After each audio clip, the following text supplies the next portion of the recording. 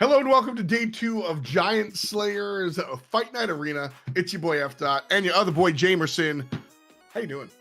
I'm doing well. I am so excited for today's matches just because, I mean, we talked about it yesterday, but while we did have some technical difficulties last night, we really did get to see, of course, China Nguyen having a very outstanding win. And honestly, I think they are on track to be facing off against Pretty Boys. And these are two teams that I'm really looking forward to, especially after their performances this weekend during the Pulse Arena Invitational.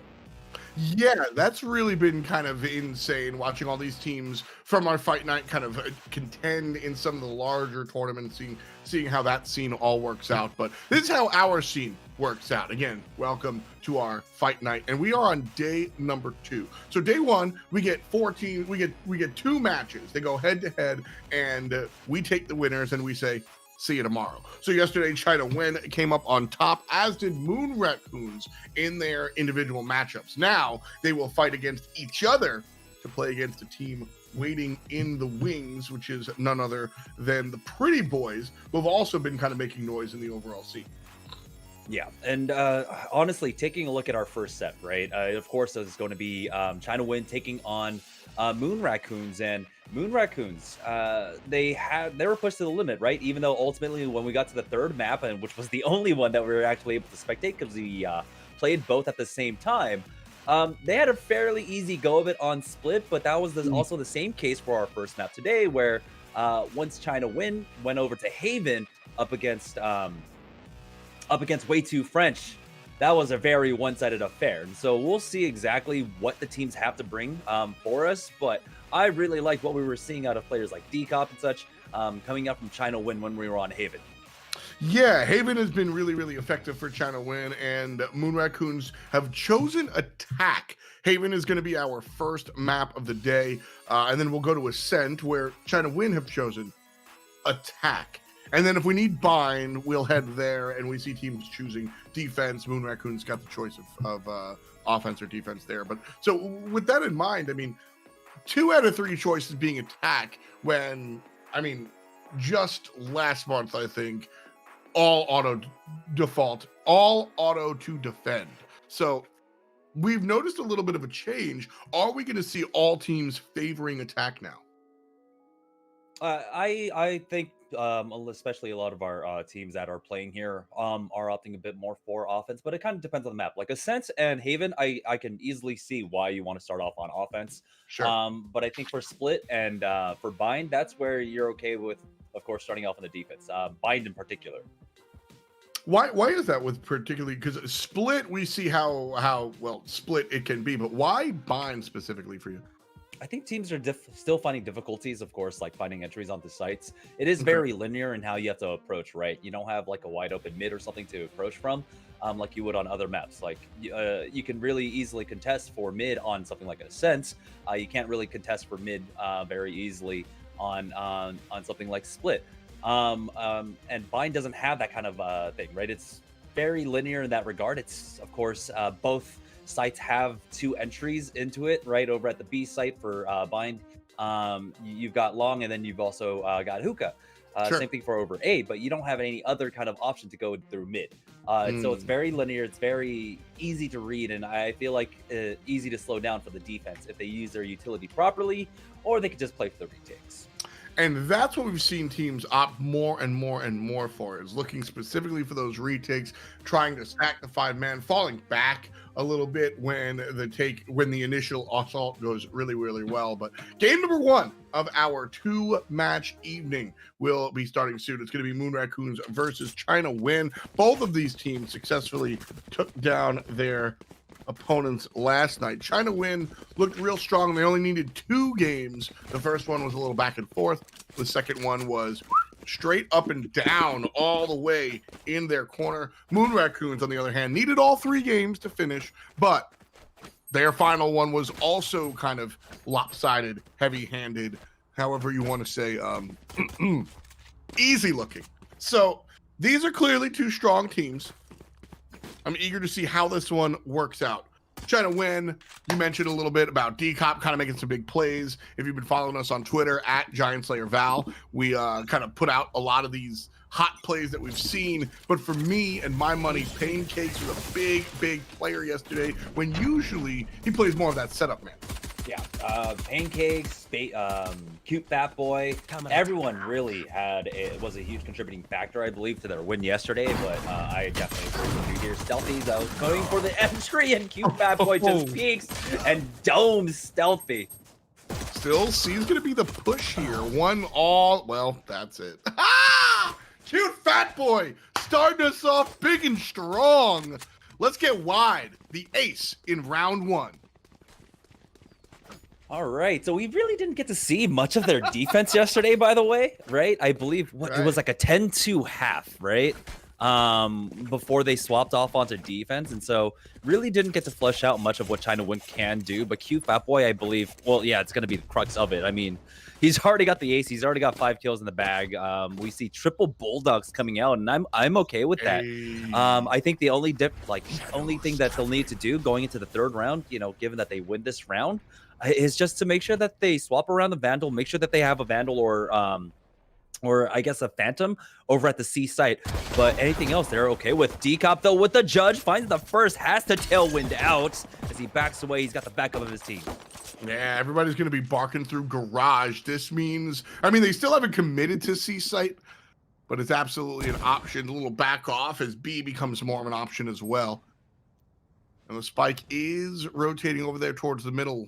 So ChinaNguyen have responded by putting a bunch of players in C, 1 in the connector there and 1 on B. A site anchored by the Omen. If that guy can, not yet with the ultimate, but still makes quick rotations. Shots are good from DXN for 3. It's good. Help from D-Cop cleans it all up. Flawless for round number 2.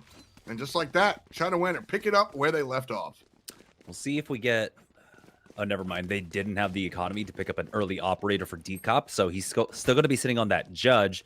But luckily, on the other side, Moon Raccoons, they didn't pick up any kills. And so ChinaNguyen don't have to contest against that right now. As you can see, the full buyout coming out from Moon Raccoons without getting any plants. They don't have the money for that, without any kill money either. And so the operators can be delayed. D-Cop's going to be okay with still running this Judge. We'll see exactly where he wants to play it. Currently, though, he is hovering over by short. Over at A, they've kind of relinquished control over B and Garage, leaving just the tripwires there. And so, see, Magic is going to go ahead and bypass that, and this could be huge. I love this play. This is why I like to see more and more of the Omen. Pop, pop. D-Cop doesn't like to see the Omen at all. Takes the high rise, goes for the shot with the rifle, dropping the Judge. Good use of the different guns here from D-Cop. 5 alive, and as soon as I say that, turns to 3. So an even duel here, as it's a 2-on-2 just like that. Rebo with the better half of a double kill. Moon Raccoons have the advantage for the first time in 3 rounds. And that's that.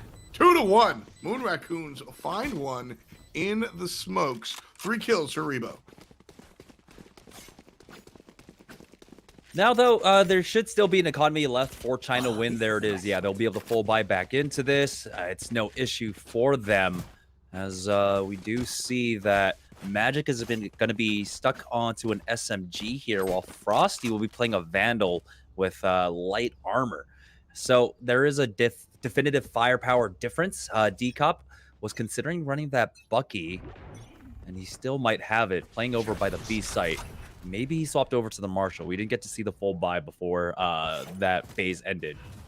The Bucky is always an odd choice for me.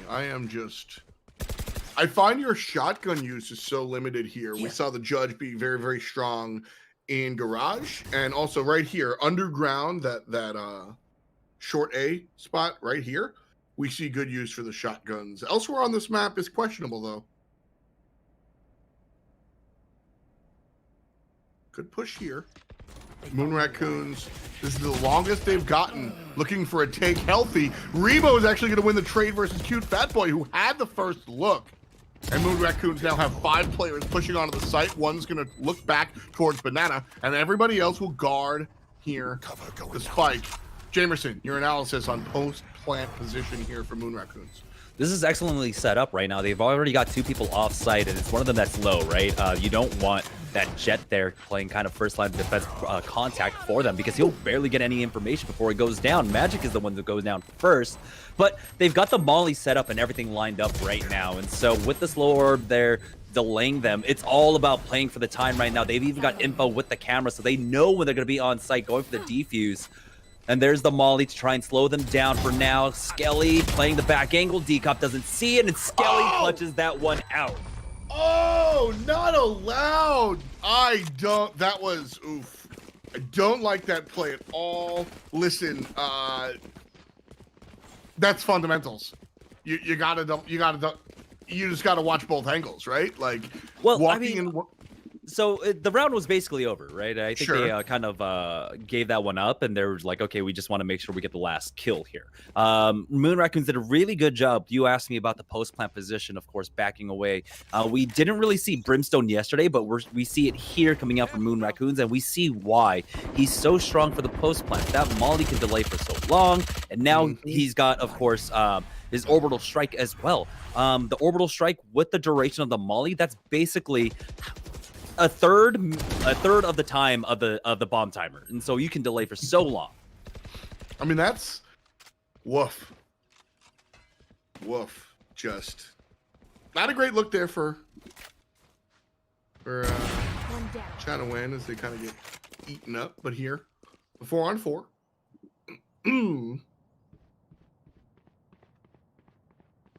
C-site slowly the push. You can see the spike coming up by Cubby, and Magic is going to be able to clear out the backside.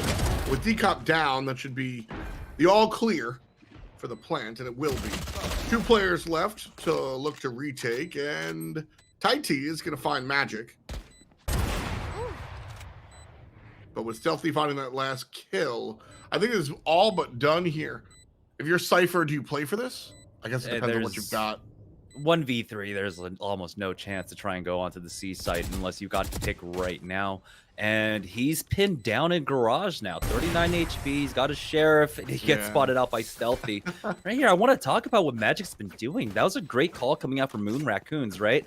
Once Moon Raccoons spotted out Pancakes, getting backup from D-Cop, and I believe they might have spotted one other player there, Magic knew that he had the space to work with, that he could push up all the way through C and then push all the way basically towards defender spawn, which is what he did. And so it was really great information gathering and usage of that information that they got. Rarely do we see a team kind of capitalize on that mispositioning coming out from another squad, especially from ChinaNguyen here. And so we'll see, does anything different happen, or are they going to continue to stay aggressive over here on the mid side with ChinaNguyen? The Omen play has been really aggressive on both sides, and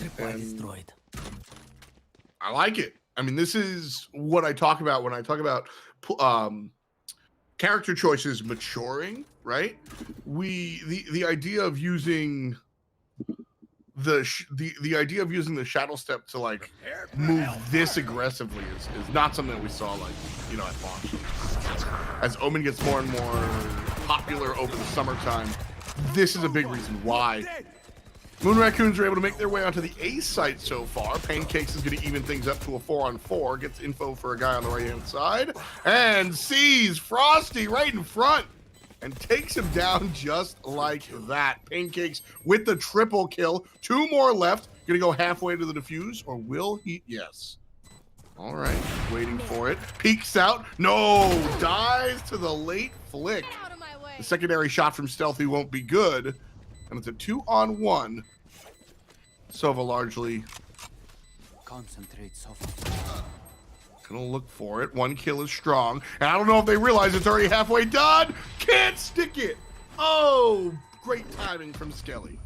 Yeah, it's the same default play coming out from them as you saw both the Jet and the Brimstone backing off towards long A, and that's where they're going to be holding from while they let the rest of the team play on site.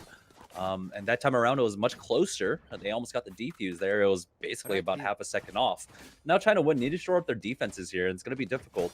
This is where I imagine they want to go for something cheesier, but instead they're staying default for now.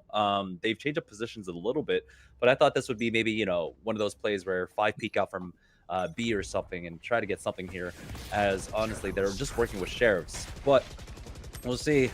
Sheriffs can be the great equalizer in this game, even on the eco rounds. Well, we saw it just yesterday. You know, everybody, you buy a sheriff and you go, yep, this can be the equalizer. And then that happens. Well, the first one, not the second one. Skelly cleaning things up. But the one-taps are very, very real. And I believe it was ChinaNguyen who turned the game around off of a sheriff eco. I guess half eco with a squad full of sheriffs. But the important part is that whatever chip damage comes across sticks onto Moon Raccoons, right? And so you can see that Skelly, even though he was able to get the pick, he's dropped down to about 9 HP here. Decop recovering. That operator gets the first shot. It's a 4v3 right now. Got to deal with the player on the corner, and a great use of the Cypher Trap is going to make things a little bit easier for Brimstone to hop on by. The spike runs all the way to A. It's a 4-on-3. Moon Raccoons now evened up and actually have the advantage and then some. Magic makes it a 3-on-1, which was quite literally a 4-on-3 just a second ago. 1 away from the ace. But it's all happenstance to see who gets it, if anyone at all. Sova Taiti is going to just save, which is the right call, ultimately. Yeah, the Magic Man. Now you see him, now you don't. He was able to get into the back line there with the use of his ultimate. And honestly, I'm surprised that, you know, they allowed him to do that for free. I should have been a little bit more wary, especially over at the defender spawn. And everything looks so great starting off for ChinaNguyen there. It looked like they were finally going to be able to secure a 3rd round. But now Moon Raccoons are going to run it 5 in a row. Kind of insane. I really do love Moon Raccoons, by the way. Free agents looking for an organization, of course. But these guys are fun. These guys are fun to watch. They have a fun play style. They're fun to talk to. They rock out on Twitter, which everybody knows I like. But you know, honestly, I thought ChinaNguyen were the better team coming in, and a lot of Valorant to be played. Best of 3, of course. But Moon Raccoons are playing exceptionally well here. And, you know, like I said, just to be a little bit honest, I am surprised to see this. You know, 5 in a row is a big deal. This is an interesting defensive setup coming out from ChinaNguyen. They've completely given up on the C side here, as we had a triple stack over at A and a double stack over by Garage. Pancakes with the boost was able to take out Revo, but it's a 1-for-1 exchange as Cute Fat Boy does go down. Tai with the ult takes out Skelly, but he wasn't able to deny the plants. Still, damage is done. ChinaNguyen one more time have the upper hand. 4-on-3. You know how that worked out last time. So. Nice shot from Stealthy, catching the side of the head. And 2 players going to be coming from the back side of the site. Decop beats out Stealthy, and Tai T takes down Magic. And there's your win for ChinaNguyen. Cutting it short. Round number 3 in their pocket. Or, well, 3 of 8 in their pocket. Yeah, this is an important win for them, particularly because now Decop survives with this operator, and so he's going to be able to carry this in. Going with the double operator, of course, we see this fairly often. See, D-Cop is going to play it looks like over at long A, and he'll have the poke with Tai T. The second operator was going to be on DXN, and that's going to allow them to really just hold down an anchor over at the C site. So I like the setup coming out as they are running that double op. It's going to be stealthy, very up to him to try and shut this down right now. As Moon Raccoons, they don't want to allow ChinaNguyen to gain any kind of momentum off of this kind of buy. Ooh. Recon Dart destroyed. That quickly means somebody's coming here. Oh, no. That is not a gunfight Magic was supposed to win. And now that's just the A site for free. They are right on top of the cute. That boy does find one, taking out Frosty. Nice blind as well for Tai T to come in and pick one up more up. But there's a Huge second. And this Huge offense play. is just getting shut down. Oh, man. Gigantic plays. A lot of business on both sides. In fact, both teams featured a triple kill. But ChinaNguyen are able to come up on the good side, and you give it all to Pancakes right there. The Omen players are out of control tonight. I'm wondering what happened. I believe I think there was a team flash that happened on the Moon Raccoons that really just kind of screwed that up for them. Otherwise, it might have been their round, but like I said, double operator round, not getting shut down was massive, and so ChinaNguyen now they're going to be playing into an anti-eco round. It's a little bit of a half buy coming up from Moon Raccoons. We got some SMGs in play, and so they kind of understand the money situation. If they are going to be on full money reset here, they'll be able to basically full buy for the next 2 rounds afterwards as well. So right now, free onto the site as we have Magic. He's able to step up onto the boxes. Now he's going to push through the smoke. Ooh. That was an aggressive play, and Magic top frag from Moon Raccoons goes down probably too early. D-Cop pops the ult, was able to find one with it, might find a second. Stealthy, on the other hand, definitely does. 2. The Jet player, and the third will be the other Jet. 1 shy of the ace. DXN stops him in his tracks. And a one-on-one. DXN versus Brimstone on Moon Raccoon. Skelly here. Sheriff alone. No, has to have a rifle at this point, eh? Not quite. Oh, reload! Oh, the reload! So first important thing there, right? First important thing for DXN was that he actually pushed the molly. And he had the timing on it correctly, right? He pushes the molly, he gets half of the defuse while the molly is still going. So the timing is off for Moon Raccoons. And Skelly thinks he has it because of his ultimate. Unfortunately, he doesn't realize that DXN got half the defuse, and he comes back afterwards. The wall is up. And of course, because I believe D-Cup was the man that he found. You have an operator and you have a sheriff. Those are not the 2 guns you want if you're trying to clear a wall. Yeah, that's fair. 2 of the slowest ones in the game. The shorty up here. Nothing can be seen. D-Cop just waiting. All right, that's... Oh! All right. I know Skelly exactly gets one where and then you are. gets done. I got the 3 versus 2 here. 5 to 5 is our score after 10. So a few things happened there. D-Cup, of course, getting that first pick, and he tailwinds out, and he tried to updraft for a boost up onto the middle box of C. Kind of messed that one up, but Cute Fat Boy was there to cover him, and so that was a huge lifeline that saved his life and allowed him the opportunity to get one more pick, bringing this down to a 3v2. Moon Raccoons, this is going to be a difficult one now because if they still have the knives, I'd say there's a huge chance, right? But as you can see, they're already down HP. Nice pickup by Rebo, taking out Tai T, though. So now it's a 2v2, and you can see the bomb now starting to rotate over to the A site. All right, so the bomb, or the spike, rather, excuse me. 3 out of 5. A should be there, and likely we'll get the plant. Pop, pop. And Moon Raccoons now, 2 players strong, dealing with the single cipher. Oh no, CFB missing his timing there. He's going to get flanked now. There's no chance he turns around to even look, and so this is going to be a free kill coming up shortly. Oh! Stealthy's the one that gets it, not even the player on the flank. And the shot tailwind is good. The Moon Raccoons maintain the lead. They were able to. Moon Raccoons lost the first two. The first round of the game was actually an ace. And Moon Raccoons then lose the subsequent round, but then fight back with a vengeance 5 in a row. ChinaNguyen answer and tie it, but are unable to regain the lead. Moon Raccoons grab number 11 here, earning them 6. And they're set up for victory. Four Phantoms and an op. That's how you win.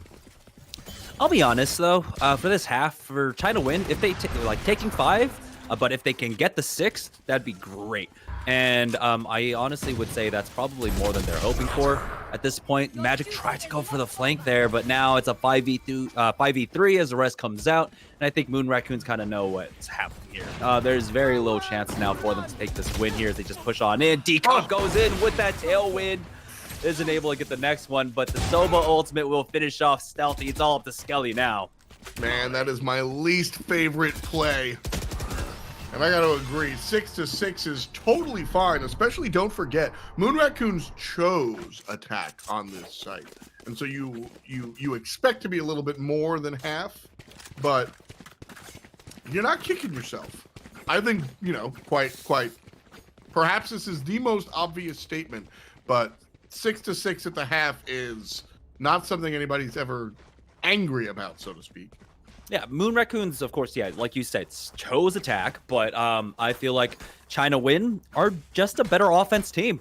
I think, you know, sometimes like their defense leaves a lot to be desired, but their offense, I think, is definitely where their strength is. And so now we have it evened out. We only need 7 rounds for ChinaNguyen to try and secure this. I think they could do it here on the offense. All right, I'm down for it. I'm eager to see if that's the case. ChinaNguyen look good. I think arguably ChinaNguyen were the better looking team in that first half, but obviously extremely tight here. Rebo's gonna get the first pistol kill of our second half as B site is the target and will be planted on. Moon Raccoons trying to look for the retake for strong versus 4 defenders. One thing we didn't know what is kind of the change in the compositions, right? There's a number of differences, but one being that there's a stage for ChinaNguyen and there wasn't a stage for Moon Raccoon. So that kind of messed up their opportunities to try and go for like a lot of B-side plays. I think they only really got 1 plant onto the B-side during that entire time. ChinaNguyen bring this down to a 2v1 here in the pistol round. They've got a nice crossfire set up, and Taiti will get that. But this is what I'm talking about. ChinaNguyen, because they're playing the stage, they have this option to play for the B site that we've seen so many times in the past. Moon Raccoons don't leave that option available to themselves, and so now this is where Moon Raccoons, they have to make sure that they have complete presence across the map, right? They have to have some people on C, some people on B, some people on A.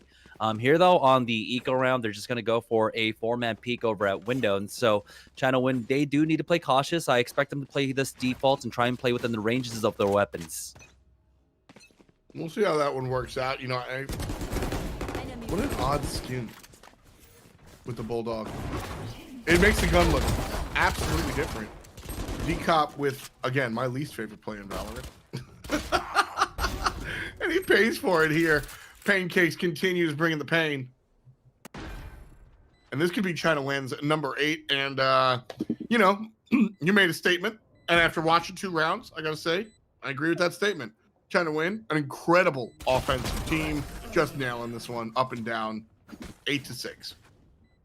Yeah, they're just very fast. Their executes just come out really fast, and their commitment to the call is so great. And I think one of the things about it is that I think one of the people that are probably a large voice about those calls is going to be Decop, and he's the one that's leading the charge with that. We saw that in the last round. He just tailwinds in, updrafts, tries to go in with the shotguns, but he does damage along the way, and his team just backs it up. You know, when you've got the firepower or someone like Cute Fat Boy, DXN, and Pancakes to really help you, at least if you don't get the entry, at least get the trade, it works out, and Decop does open up the space for his team, and that's kind of like, I think, you know, what a lot of people don't understand about him is that he's used to creating space. You know, coming from Overwatch, like that was, I think, one of the biggest things that. Biggest lessons you carry over coming from Overwatch. It's just about space creation, how to do that on different roles. And so he's got that in spades. Being able to deny angles just by existing, certainly a big deal. Decop finally makes it work. The dash in, shotgun down, and Rebo feeling it. Oh, look at your minimap. Look at Jet. Jet gets one. And the second, Decop. Yeah, maintain it after the back. So here we are fighting over at B site. Magic grabs 2 and might be the one to defend this entire round here for Moon Raccoons. 4 in the pocket, and he will be the quadra kill for the top frag Omen player. Gives up to the fuse to the teammate. I don't want to say that was lucky, but that first kill actually, he's just clearing and spamming the wall, right? And as soon as the wall goes down, his crosshair was just aligned onto the first person. I forget who it was. It might have been Cute Fat Boy. But that first kill, it was 100% luck. The second kill, not as much. Yeah. But if that didn't happen, their chances of going for that retake, I don't think they would have won that round. I think that should have been ChinaNguyen's round. But see, that's the beauty of Valorant is that, like, you know, because we play so many rounds, some of your rounds do come from luck or the stars aligned or whatever you want to like. And so here, that's where we are. We've got this spot where that if that's what's going to get us into the round, you know, I'm Moon Raccoons after that one, and I'm going, all right, dude, I don't know how it happened, but we're here now. On to the next one. Yeah. We filled the tank up. I don't care where the money came from, you know? Yeah, it's a triple stack over at the A side, and so they've completely given up on trying to defend B, which I understand. It makes sense, right? You don't have a Sage, you don't have anything to slow them down, really. You didn't bring like anything like a breach, and typically you're not going to run your Cypher there. You maybe set up a wire, and that's about it. So ChinaNguyen, they're backing off from this. They're playing this a little bit slow, trying to find that first pick. Ooh, the jiggle peek. Stealthy's not going to get baited until that one, but he doesn't get a kill, and so he has to back off up to heaven. 5 on 5. Just about half a minute to go.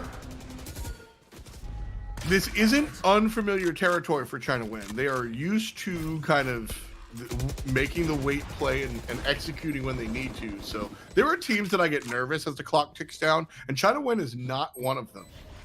Spike is planted, 4 on 4 retake. Positions are assumed, and Stealthy makes an educated guess and puts down Cute Fat Boy. Pancakes walks in, only able to get one before the trade out. Back of site is empty. It's all about the front of the site. Rebo is able to grab one in the defense of the Spike. Only Jet player, Decop, still alive. Can't get the defuse or the kill. And Stealthy from a distance cuts him down. We're tied after 16. Yeah, Moon Raccoons are really getting this used to this retake over on the B site, and I love the way that they play that. You saw the utility coming out from Moon Raccoons. Skelly throws down his orbital strike to cover off window, and then he throws in the molly to cover the last angle that Decop's at. So he doesn't have an opportunity to go for the peak when it is planted for window. Now, Moon Raccoons, they've got the double operators. They're on the anti-eco round here, as Decop will pick up a judge to try to get something going. But we'll see Stealthy with his first peek. He is slowed, but he's got that tailwind to back away. Increasingly seeing how important that is for your Jet to be on the long rifle. Used to be Sova's over and over again, but Jet just seems to be the place to be at if you're gonna. Whoa! Through the smoke. Stealthy looking cute there. A site rotation? That's a question mark, folks, but it looks like it will be. Skelly does spot one out, and so instantly you're seeing Moon Raccoon starting to make the rotations. They've got Stealthy going over there now on that Jet. He's setting up for this, and dangerous. He's been landing his shots. There's the first one, cute fat boy to go down. Misses the second one onto DXN though. And the trade back with the Sheriff is good. Frosty stops 1 and 2 coming up. And with the placement of that spike, it was all but over. Pancakes walks into a bullet to confirm. And Moon Raccoons with 9. We just might go all the way. I mean,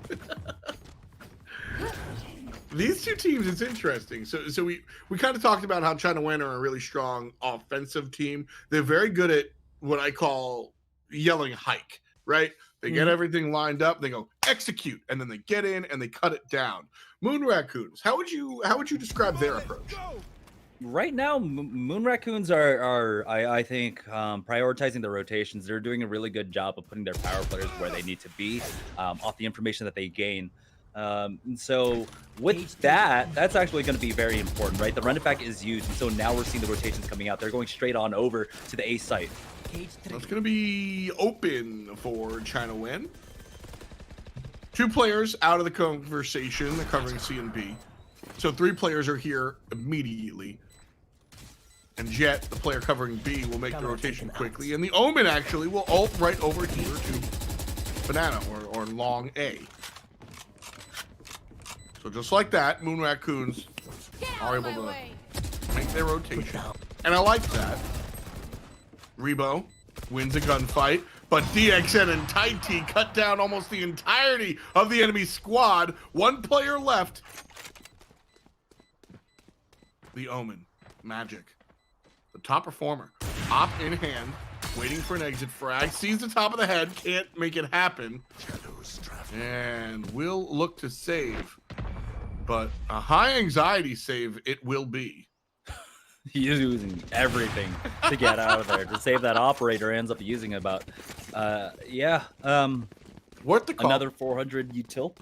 But that one we were talking about, you know, how do they play? And you're absolutely right. You know, it's kind of ChinaNguyen. When they say hike, they go ahead and make the execute. The important part was, of course, that run it back was used. And so they played it for contact. As soon as they clear him, as soon as he gets that information that they have the lurker over by mid, the jig is up, right? And they know they have to explode onto the A side, which is exactly what they did. You saw the rotations coming out from Moon Raccoons. They try to respond to that, but they were stuck over by defender spawn, trying to get into the connector area, but they were not able to because ChinaNguyen were so fast on that contact play. Now, ChinaNguyen tying it up here as they're going for different looks. They haven't really fought over here for long scene, so this is much better for them, I think. Now they were able to get some chip damage off onto Stealthy, and Taiti with the spam was able to get Rebo here, so that's the first entry that they needed. Troublesome, but they're going to try and make it work here.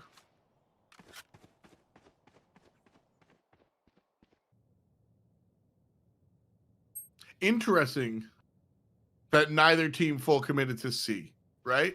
Seemed like there was an entry, but ChinaNguyen didn't walk in, and Moon Raccoons didn't take the bait and full rotate. In fact, they still have 2 full players at A site. B is going to be the bomb site, and that's... I really like this map because of that option. If this is only an A site, B site, ChinaNguyen have to commit to that far left site. Instead, there's one in the middle that they can fall back to and actually make this into an interesting round. Moon Raccoons 3 strong. Full save. And I like the call. And you were talking about it, of course. You know, this is a triple site map, but the difference is, of course, in the compositions. ChinaNguyen bringing the Sage, they kind of leave that option available to them to be able to play for B executes, while Moon Raccoons didn't. And we're seeing the stylistic differences in their offense. ChinaNguyen have approached A and B more frequently than Moon Raccoons did. Moon Raccoons, I think, heavily focusing on their A pushes. And I think they only made 1 play for the B site during their entire offensive side. Beyond that, you know, ChinaNguyen definitely understands that kind of weakness, the hole in their game, and they've been really capitalizing off of this B play.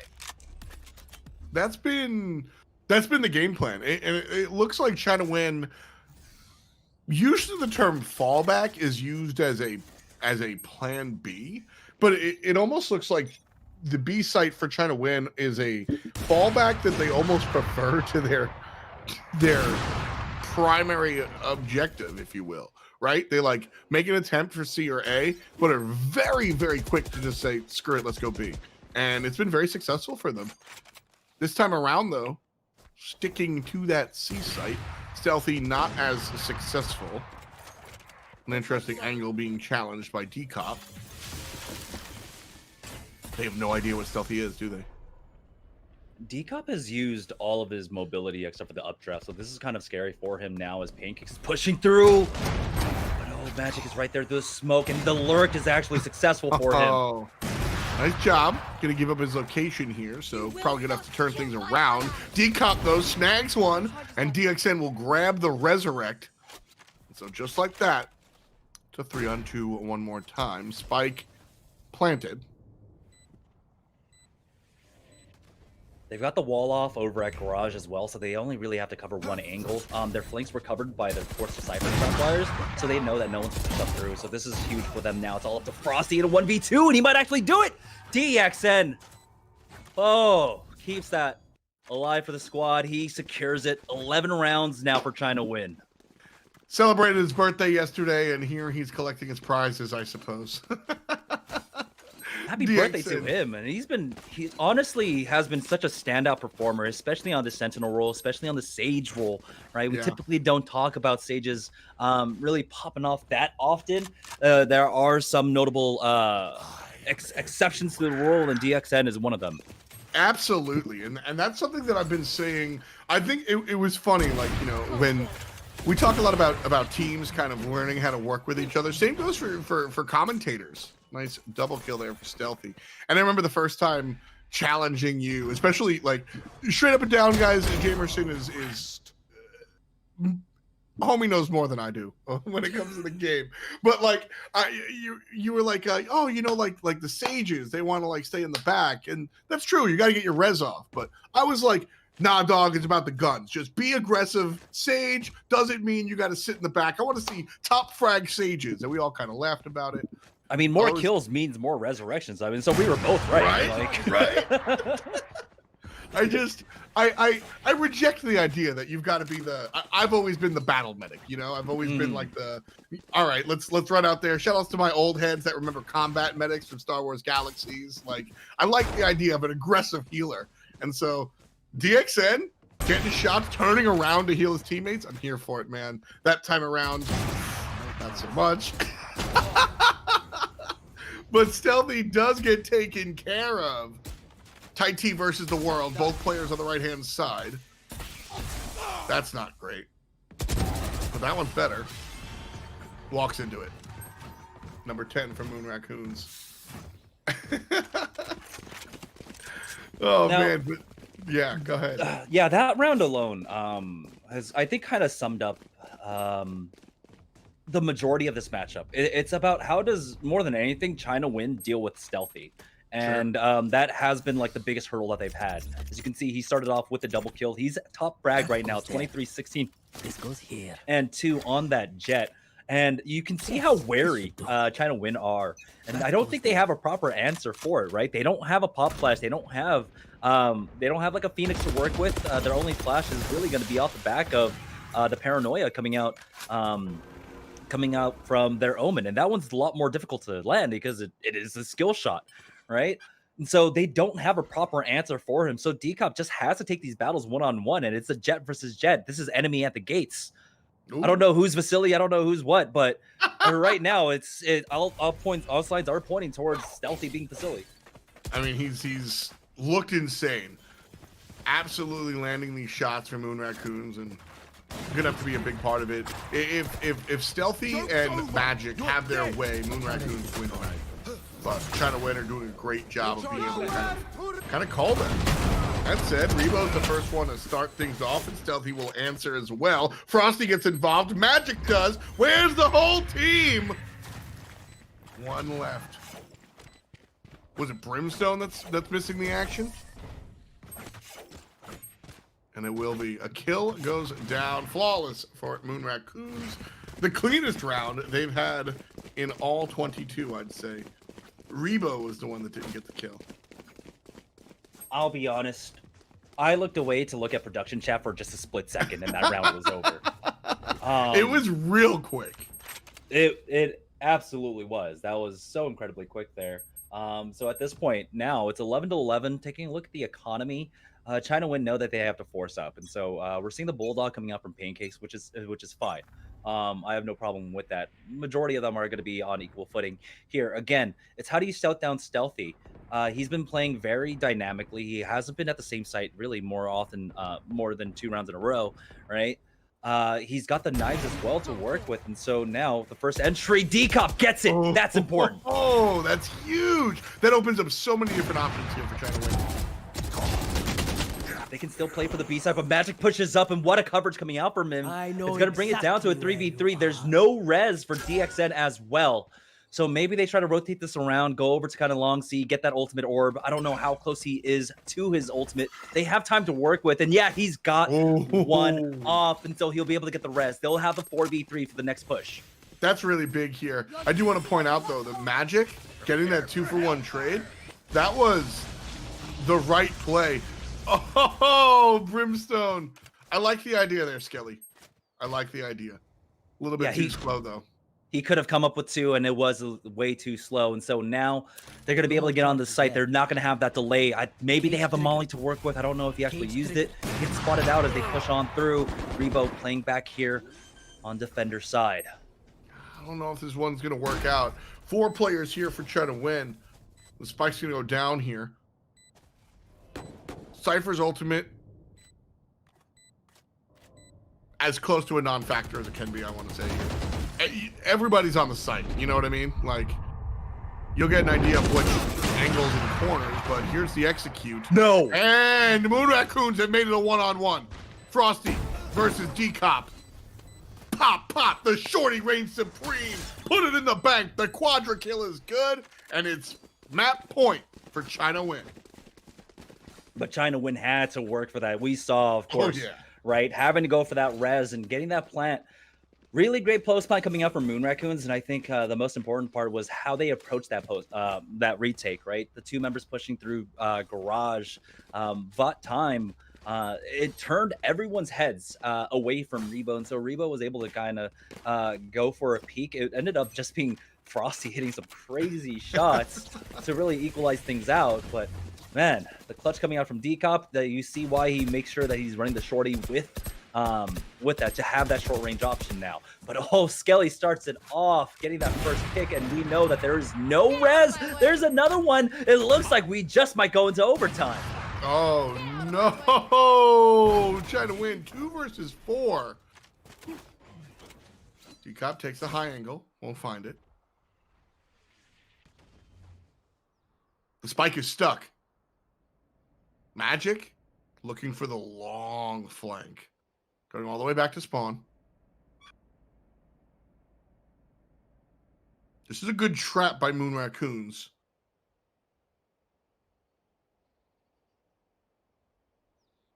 One player from ChinaNguyen is going to go long. The other will be going short. And D-Cop is the one at long.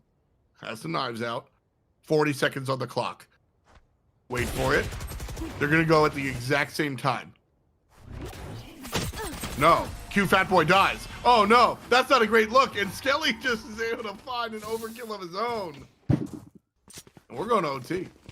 The important part there was that flank that you were talking about, right? Magic was able to push all the way up to attacker spawn, and he just set up the angle. They had the information to work with. They know that they didn't back away, and so they kept 2 members on A. They sent their Cypher over to B, and I feel like, you know, that could have been probably the only hole in in their defense there, that they really didn't need to send anyone over to the B side at that point. When you know that you had the stack by ChinaNguyen over at long A, and you had the flank coming out from Magic, no one pushed up through mid. That you didn't have to rotate anyone off to B, but that was just a great hold, and it was all, I think it was just all Skelly. Skelly got that first frag, going for that peek over by long A, and he ended up being able to back away, even though he was dropped down to about 11 HP, holding it down, holding it out short, everything. Now, though, as we go into OT, ChinaNguyen here on the defense, and it went 6-6, I believe, but D-Cop with a nice pick off with that operator to start off this round. so quick all the time. I mean, that's really what I'm seeing out of China Win. They are able to find these picks bright and early, and it's Decop who, due to his playstyle, has about as many deaths as he does kills. But I mean, these are working out.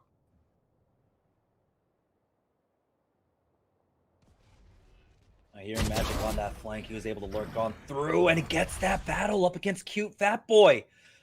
We're seeing the aggressive Omen plays. We've been seeing the evolution of it over the past month or so, and this is what it's culminated to. It's a tactical one as he goes in for the surgical strike, backs out, regroups with his team, and now they're all going to the ace site, which has been left open for free. I love it. I absolutely love it. It's watching not just the Omen specifically, but watching the players. You know, we talked a little bit about how aggressively DXN is playing on a character that's considered to be a little bit more support oriented, but that's different. Watching I think the maturation of we got a couple of glimpses of Viper last time around on some specific maps, and seeing the more popular Omen maturation. It's just fun watching players take a game and learn it straight up and down is the word I want to use, I suppose. 2-on-1 after that violence. Molly's going to be good here. Won't even get half the defuse. Hunt him down. Don't lose this decop. Look to your left. Gets the kill. That'll be number 13. Yes. Okay, yeah, he's got plenty. It's hard to tell right now. Oh, actually, this might be a little bit close, but yeah, he's gonna be able to secure that. No! Oh! I was sitting here. Oh, it's the caster bluff. I had no idea, Jamerson. I had no idea. I just wanted to sound confident. Oh, no! So close. What was it? 0.4 seconds, I believe. Incredibly close. Incredibly close. And I think there might have been an opportunity. You saw Decop actually considering securing that first one. I don't know if he had his tailwind to work with, but he should have at least had his updraft, right? So if he secures at least half, he updrafts away from the damage of it and then goes for that peak again. Like the molly that was a little bit delayed. I think he could have secured half first. But hey, MoonRaccoons are going to be able to secure it. Will they be able to finish it out here? Remember, it is win by 2. China Nguyen now swapping off onto the offensive side, and it was 6-6 on either side, either attack, either defense. It was completely even. Well, do we expect to see China Nguyen win this round? They're already down 1. But they are also already getting the plant in, which is a big deal. Pancakes with a great cover. Really, really well played by the Omen there, making sure to cut down the wall and the player behind it, knowing that if the enemy team has the opportunity to cut that down, he's likely to lose his teammate. So. Oh, Frosty with a great push. Is this it? That is it. Oh, that's it. Wow. Did not expect that one, not only in that direction, but in that fashion either there, Jamerson. I mean, this was a surprising one. I got to say, map 1 goes to Moon Raccoons in OT. And this was an incredibly even affair. Like I said, both sides got 6 on their offense and their defense. You know, typically we have at least some sort of like lopsided kind of split in terms of the rounds that were taken, but this was both 6 on offense and 6 on defense for both teams. It was just when we got here into OT, I feel like, you know, Moon Raccoons had a much better feel for the offense that were coming out from China Nguyen. China Nguyen ended up playing their default B push that we had seen them. That was probably very successful for them. Which is why they kind of went for it, especially once they had the player down. The difficulty was that, of course, you know, already playing a man down, they weren't able to clear out the B site like they normally did. I think it was a really good call coming out from Moon Raccoons, as you saw 2 players were already waiting when the spike was going down onto the B site. Well, it was good stuff here. I mean, that was the type of way we want to start off our night, all the way into overtime. We're going to give the players a little bit of time to regroup before we jump into map number 2, which will be Ascent. China Nguyen will be on attack. We'll be right back with more Fight Night.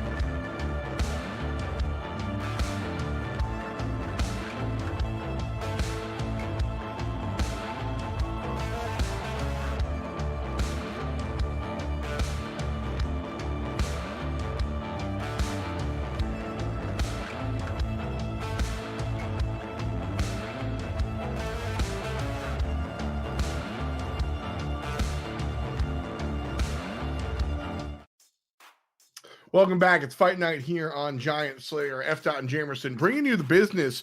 And Moon Raccoons have been bringing the business. ChinaNguyen is arguably the more well-known team here, but both of them kind of brought their A game. 6 rounds for each of them in the first half, 6 rounds for each of them in the second half as well. And we had to take an OT, but Moon Raccoons do wind up taking map number 1. Jamerson, now we're going to Ascent, and ChinaNguyen have chosen Attack. Yeah, this is where, of course, on their offense, ChinaNguyen look absolutely stellar. And I think this is where they need to rack up as many rounds as possible. Moon Raccoons, I think if they could just weather the storm and play a little bit more for the retake, we understand that, of course, that ChinaNguyen are very aggressive, very fast on their executes. And so oftentimes I think you just have to play for the retake instead. Don't try and stand your ground and play the aim duels. You just give it up. So try to slow them down and make sure that you're ready for the post plan and you're set up a nice crossfire, you set up different angles, everything. You have your utility ready for the retake. Yeah, the retake has been over and over what we look for in our modern Valorant meta, so to speak. And watching Decop kind of be so aggressive has been powerful. He chooses the jet, dashes on in, goes to these shotgun plays that we thought would have been nerfed out, but are still acceptable. And he winds up with 25 deaths, but also 25 to 30 kills. So, I mean, that's working out, but clearly, I mean, is that the strategy to stick to here in map number 2? Well, we saw, of course, yesterday that he was playing the Raze instead. I thought he would be playing the Omen, but I think Pancake's just kind of staying on the Omen is fine. And so as we get into map, it looks like, yeah, so Pancake's should be sticking with that while it is Decop going on to that Raze. So everything that we expected, no real changes coming out for Moon Raccoons as they are going to be going Sageless here. That I think that's kind of the main difference that we saw ChinaNguyen when they were taking on Way Too French. Way Too French were also running a Sage of their own. And so I think there is a chance for ChinaNguyen to really run away with this one. But I was also going to say the same thing on Haven because Moon Raccoons are running a Sageless composition for themselves too. And so Sage on Ascent is... Leaving Sage at home when it comes to Ascent is probably one of the more understandable approaches, I think. Sage Wall can certainly come into the clutch in a number of different positions for sure, but it doesn't just shut things down like it does on split, so to speak, or whatnot. Magic continuing to get aggressive from that defensive position. That was a secondary thing I was going to mention. Decop on one side being very, very aggressive no matter what, and Magic and his teammates being more willing to step out of the defensive zone has been really powerful for Moon Raccoons. When they're on Defender, they don't just sit and defend. They will walk up and approach you, and that winds up getting them some early kills, which allows them to find some mismatches. Particularly here, for them to take mid control like that was very important. I think to set the tone for the matchup like that was very important, right? That like you're not going to be able to fight for mid. And we're going to do this here in the pistol round. Moon Raccoons kind of taking that initiative is very important because we already know that ChinaNguyen don't place as much of an emphasis when they're on the offense of that mid. We saw them try it a little bit to mixed degrees of success, but they definitely default to just, you know, primarily playing over at A main, primarily playing over at B main, and just kind of completely giving up mid. And that has, I mean, giving up mid. Some teams work for it. Some teams work that way. Some teams don't. Your personal opinion is giving up mid here on Ascent the right call? Because I value mid pretty heavily. Yeah, I think that's it's a huge mistake that you cannot give that up. And take a look, Moon Raccoons, once again, they are just pushed right on in. ChinaNguyen are just playing all at A main. The lurk, of course, coming out over by Cute Fat Boy over at B. Magic gets that first pick of the Cute Fat Boy, and there's no way he was ever going to win that duel. Yeah, not at all. Not at all. Magic, the second time he's gotten a kill by pushing out from the defensive position. Tight T, however, pistol in hand, takes down 2. Doesn't see Rebo in the corner, who's able to get a couple of players on the backside. And Tight T has already lived past his best sell-by date. Grabbing 3, though. You expect to lose that round often. You don't expect to grab 3 on your way down. So ChinaNguyen, obviously 2 in the hole here, but that second round, I liked it. Yeah, if we could swap over to DXN or something, I'd like to see exactly what he's able to pick up. He is over at 0 money, so I don't know if he's got, you know, full slow orbs and walls and everything like that. Particularly just because they weren't able to get the bomb plant, even though... Right. Nope, never mind his utility's fine. He's okay. And so it would have been a little bit dicey. And I think that, you know, that's kind of the importance about those first pistol rounds, about securing those spike plants, because that extra money can be important. We saw there, like, it was down to the wire for DXN in terms of what he had. He might have been missing out on 1 point of utility. Now, though, coming into the third round, ChinaNguyen did some decent economic damage. Nice boost for Pancakes as he picks up 1. Cute Bat Boy there to pick up a 2nd. But again, it's about giving up mid. Magic is able to take control of that and trades 1 away. It's a 2v3, though, in favor of ChinaNguyen, and Tai T is coming up huge for them. Yeah, man, he did it with a pistol. He'll do it with the long gun. Rebo by themselves, 1 versus 3, Phantom in hand. They did win 2 rounds in a row, so economy is okay. I don't know if it's okay enough to contest this, especially with how much noise you have to make coming up through green. So I respect this call. Absolutely. And the play that they did with Pancakes there, right? Being able to use his short teleport to get that nice boost and find that angle. It's the same thing that you can do over here at mid. And I think I'm going to continue to go back to this, that like they need to kind of flesh out their playbook for this map. They default to it quite often, right? They do like to come here and they're more than okay with going on their offense here. And I feel like they could pick up a few more rounds if they flesh that out more. And so I want to see ChinaNguyen really try to utilize that omen a lot more than they do. Got to agree. Got to agree. The way that we've seen Magic work themselves and find these aggressive plays. We've been talking about it all night, in all honesty. Magic's creativity with the Omen has definitely brought Moon Raccoons some rounds they wouldn't have gotten otherwise. Not just Magic hitting shots, because we've seen that. Not just Magic getting the flank from what we expect Omens to do, because we've seen that. But specifically, Magic using Omen in these different ways that we're not so used to seeing. If ChinaNguyen's able to kind of pick that and run with it, they level up. Nowhere to run. B-side seems to be the push here. Hunter's Fury is going to come out. Uh-oh. Trade out. Jamerson, bring us the game. I was going to say there was a nice set play coming out from ChinaNguyen, but Moon Raccoons did a really good job of avoiding the recon bolts coming out from the Sova, as well as waiting out the recon drone. So ChinaNguyen didn't have the cleanest of executes, even though they tried to go in for there. I think one thing that kind of messed things up was the alignment of the Hunter's Fury. I don't know who it was. Kind of got in the way of one of Tai T's shot, and that could have been the secured kill, but it's okay as ChinaNguyen still clutched this one out. They're going to tie it up 2-2. Do they get the spike plant on top? They do not. No. That would have just been some extra gold for them. It would have been nice. Or credits, excuse me. But yeah, that was very scary. That was very scary for ChinaNguyen. Yeah, kind of close there. Not as much as they would have liked. Sure. They still force Moon Raccoons here onto the eco, and so they should be able to string together a third round in a row here, and then they'll get tested on the rifle rounds after this. Right now, though, they're not changing anything up. Even though they can be playing into some eco cheese, they're still kind of deathballing, not playing as much default. Now they are spreading things out just a bit, gaining control over mid. And right now, Moon Raccoons, we'll see. They do have a double stack over at the B site. It's kind of odd that the Sova's not there. Typically, that's where he plays. But it's Stealthy, who we know is the operator player for them. So once he gets his hands on the operator, that's where he's mainly going to be defaulting. Right. The reason we see the Sova play over there by B is because of the ability to wall spam with the big machine guns. And Sova specifically can kind of find some info. I think that's my favorite change to the game, is how small the owl drone is when you're like deploying it now. You used to take up your whole screen when you just had your arm out there. Glad it's not the case any longer. Frosty asking Cute Fat Boy to stay that way.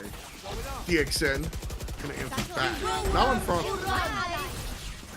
Flame Wall, not a great look, but D-Cop gets one with the gun, one with the explosive, and Stealthy able to find it through the wall. All in all, Tight T versus the world one more time. Or excuse me, Stealthy versus the world. Grabs D-Cop. I'm not sure if he's going to be able to win the round here, but the extra kill was good. Yeah, he does go down, and ChinaNguyen will be able to secure the third. This is where we're going to finally see the operator battles, though, and you know, Stealthy was doing an amazing job for his team. He was top frag for them, and so he does pick that up. We'll see if D-Cop goes for it himself. I don't know if he's quite got the money for it. No, he's going to stick with the... he doesn't have the money for it. He could get bought out, but no. I think right now you kind of just play what you do. I think their executes onto the A side have been good. I guess they're just going to allow Stealthy to have kind of free reign with the operator for a few rounds. Probably no reason not to, I suppose. They think they can handle the fight. D-Cop's able to jump in and get one 4-on-4 after the trade. Again, that's what you expect out of D-Cop. Jump in, put him down, and we'll get out if we're lucky. Not so this time around. Where is everyone hiding? Magic with whatever that was, and the rotation from ChinaNguyen towards the B site. That was definitely some pub play. He was trying to catch them out on timings. 100%. The operator by Stealthy. I don't know why they decided to rotate this way. They had a minute left. They understood that there was an operator in play, and it's going to be Stealthy. There was no reason to have to push through mid. You could have backed all the way off through attacker spawn. Right? And so now it's equaled out to a 2v2. Little mistakes like this can't be made if you want to level up. And now ChinaNguyen are getting punished for it. That's the problem. You've got to be able to see, you know, the macro, which is ChinaNguyen are really good at executing onto that site. They call a play and they do it, right? Before I said call hike. I mean, whatever your metaphor is, that's what they do. They have a play, they rip it out, they rip the page out of the playbook, and they press go. But they seem less adaptive than some of the other teams. Pop-Tart getting tighty right there. And the other teammate gonna pick up Cute Fat Boy. Not enough time to defuse? Okay, no. No, they have time. They're just, Sova I will go believe, for it. trying to secure weapons. Yeah, Sova will go for the fuse. I just saw Rebo running away, but It's all economy. That seems to be my issue, or excuse me, that seems to be the issue for ChinaNguyen from my position, is that despite the fact of how good they are at executing those plays up and down, when they do run into trouble, they have a harder time trying to get their way out of it.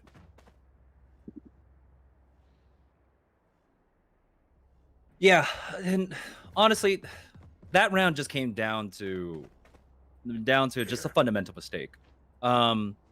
If you're gonna rotate there, make sure you have a smoke off arches. You know, don't leave yourself vulnerable to just an operator. You know, an operator's in play. You could have just rotated all the way through attacker spawn. You had a minute left on the clock.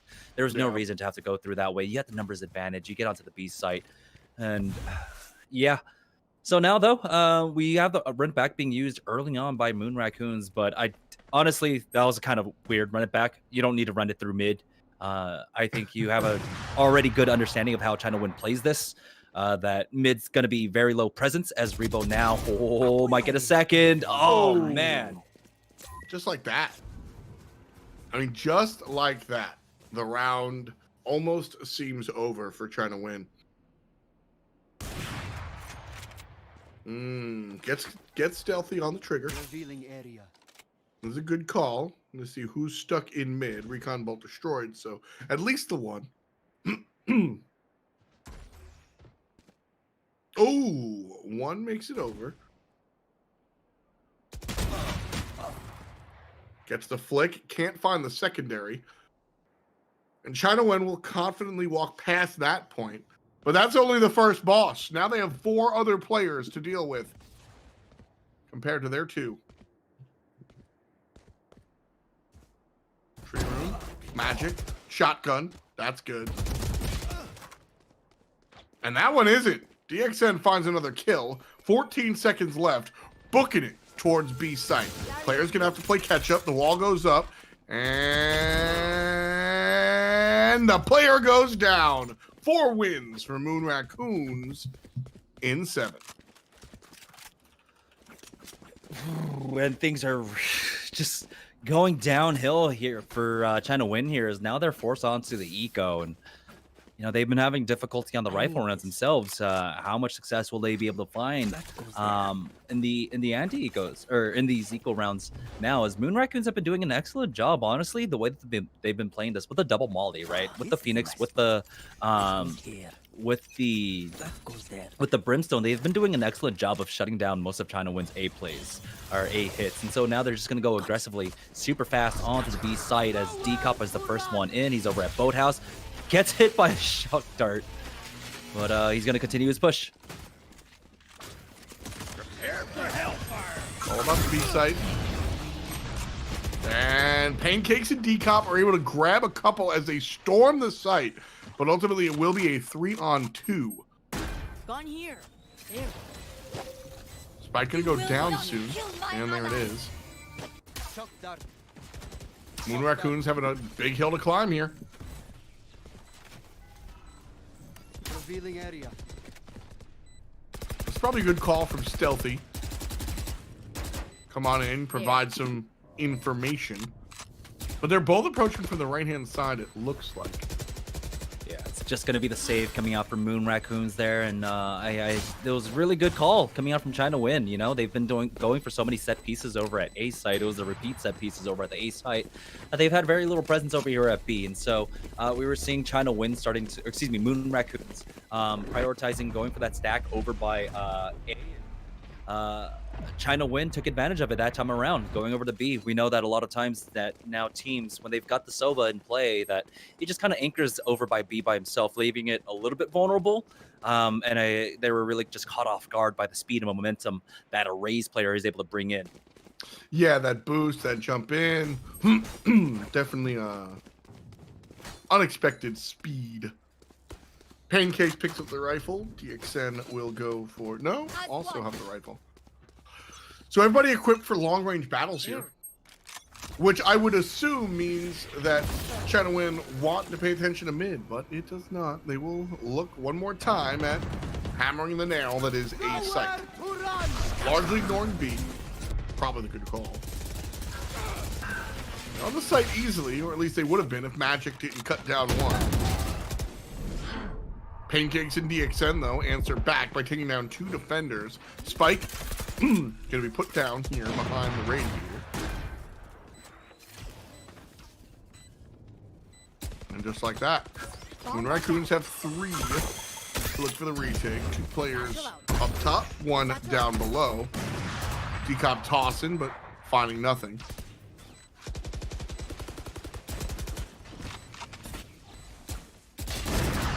Player's gonna sneak on out. Decop grabs the one from up top. The other one goes down in the hand of Pancakes, and the close one is the second part of Decop's double kill. Some extra insult to injury, and ChinaNguyen 5-4. Yeah, and you saw there, ChinaNguyen almost kind of ran into the brick wall that was Moon Raccoon's kind of defense over there at A site, but it's about the commitment to the call that ChinaNguyen have, right? About how they explode onto the site. They were able to execute that, even though Moon Raccoons, they got those mollies down. They were able to get the molly down onto A main. It cut off Decop, but DXN, I believe, just pushed on through with him and allowed them control over by door. And I think Decop's control over that door, making sure that Magic wasn't able to push through, was key to their defense in the post plant there. If it weren't for Decop's angle, he's not able to watch Heaven. He's not able to cover the men over at Hell. And now here it is, the set play on to the B side, and Rebo gets the first one, but Decop trades away. Ooh, trouble there. Spike's still kind of located where they don't want it to be. China. 2 players up. Pancakes one of them, and doing well. Oh, they lined up! Oh, they lined up! Pancake saw it, took it, and ran with it. 3 in the pocket. And just like that, the 1v1 is on. The spike is attainable. And this round that looked like it was gone is oh so close. Stealthy, playing with his mind, though, as, you know, he knows that he was over by market, by fish. And so he just backs away, goes over to CT spawn. And you saw Pancakes being very wary. Didn't even recover the spike this entire time, but he pushes through, and Pancakes will be able to secure that round for ChinaNguyen. That's going to be 6 for them. The Pancakes, that it is, oh man, the patience worked out. One more time, Pancakes finds themselves on top of their team, 9 and 8. Moon Raccoons top frag has 12. And so a nice look here. We've had 10 rounds. Pancakes have 9 kills. ChinaNguyen separating themselves from Moon Raccoons here. 2 rounds left in the half. Which direction do they go is the question. Cover going out. Looks like they're going to go for that set A play. Once again, already 4-stacked over by a main. Actually, one decop covering over by mid this time around. And Moon Raccoon starting to tighten up ship here as they're not going to go for those aggressive mid pushes anymore. They're a little bit wary to that fact. Decop has that operator. He's got the angle as well. Cute that boy. Got spotted out by the recon bolts, but nothing really of it at this point as things have slowed down. They still have the triple stack by Moon Raccoons as Cute Fat Boy opens it up. Stealthy's the one to go down, and that is the first pickoff you want to find if you are ChinaNguyen. Yes, that is what you are looking for. B site's empty. They haven't gone here at all just yet.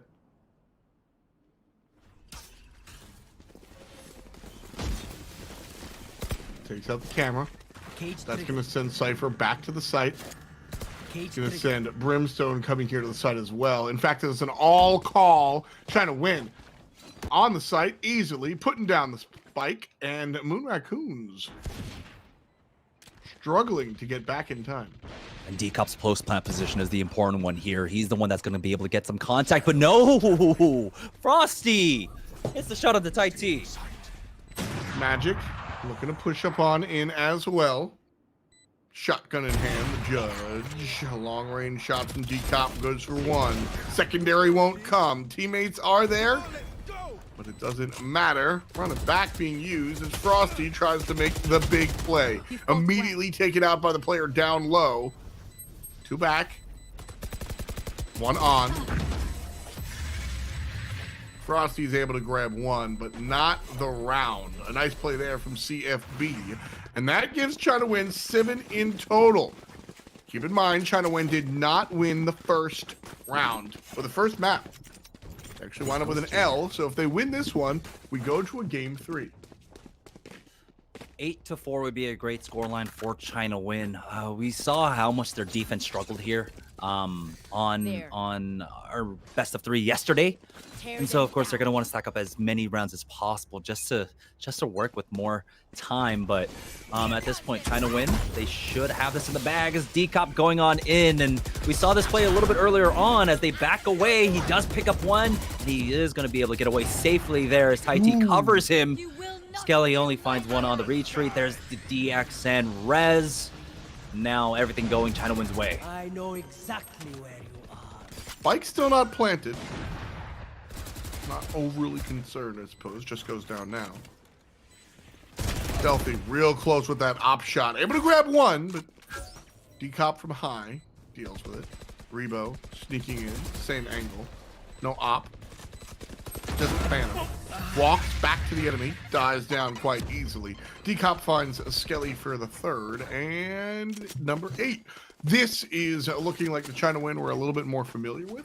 Very, very successful on the offensive side of things. But now, as we switch, we bring it back to the basics.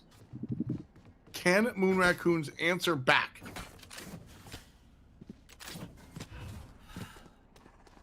You asked me yesterday, when do I worry for ChinaNguyen? And I'm still worried for ChinaNguyen. 4-round advantage coming off the half is just not enough. Their defense, I think, leaves a lot to be desired here, particularly on Ascent. We've seen how porous their defense can be, and I don't think it's something that's as fleshed out for them quite yet. We'll see though. The important part is going to be the walls. With the lack of Molotovs and like kind of delay tactics, it's really going to come down to how DXN plays with it right now. Cute fat boy trying to line it up, only gets one before he's traded. All right, Pancakes is able to make it happen as well, and so ChinaNguyen looking to keep things going on the defensive side, starts things off right for them and their fans. 4 versus 3, as Moon Raccoons has 2 players here shoved into the A site. One with the long lurk by B. Kill. Oh, Cover going out. that's why I love the ghost. It's so much better than the classic. It really is. Moon Raccoons teamed up now. No more lurkers. 2 versus 4. Okay. The bomb buddy getting in some work there for D-Cop, and D-Cop wants the knife, but no. Skelly. I love D-Cop. I'm here for it. Yeah, man. You got you make that play, right? It's the first round. There's nothing to save. I remember telling you, right, with the first time we saw ChinaNguyen coming in, that like he's a very smart player and he's reined back a lot of this, but he understands when there are opportunities for him to go to what we call D-Cop making the plays, right?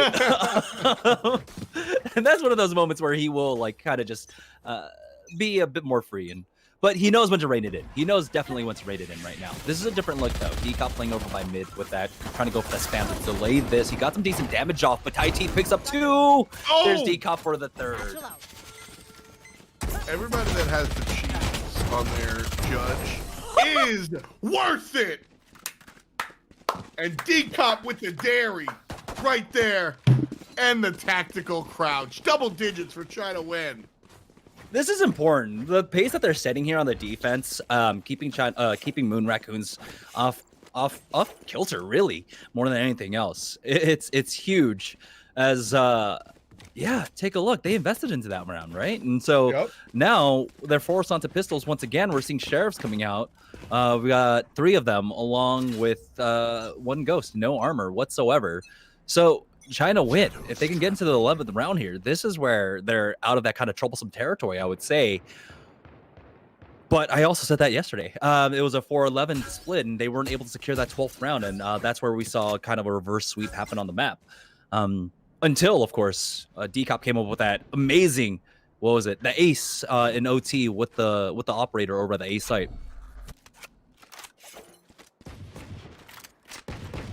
This one, this skin right here. This skin right here is like a little bit odd. It doesn't look like the Bulldog. Bugs me out a little bit.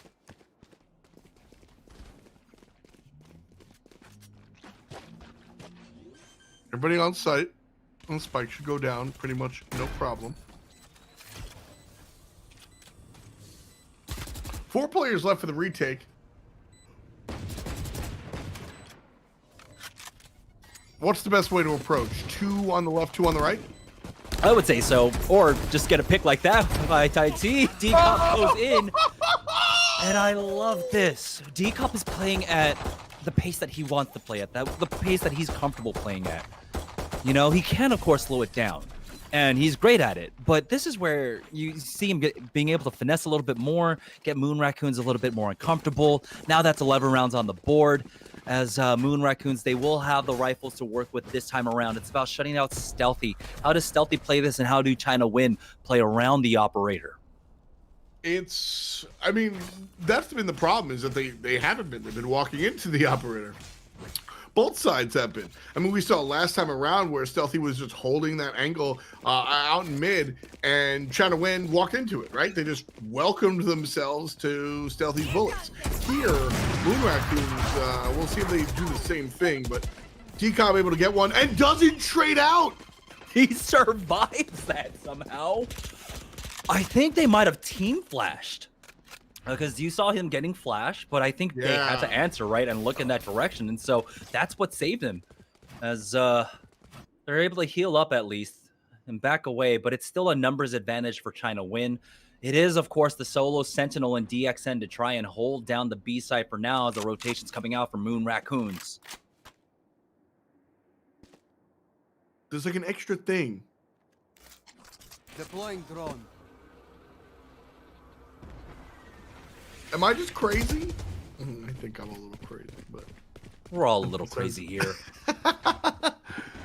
B site gonna be aggressed on pretty easily here. DXN taken down like he's looking at Twitter. And China Nguyen have to make the long rotation. So one more time, Moon Raccoons are going to find themselves with the plant. And it's up to the blue team to find the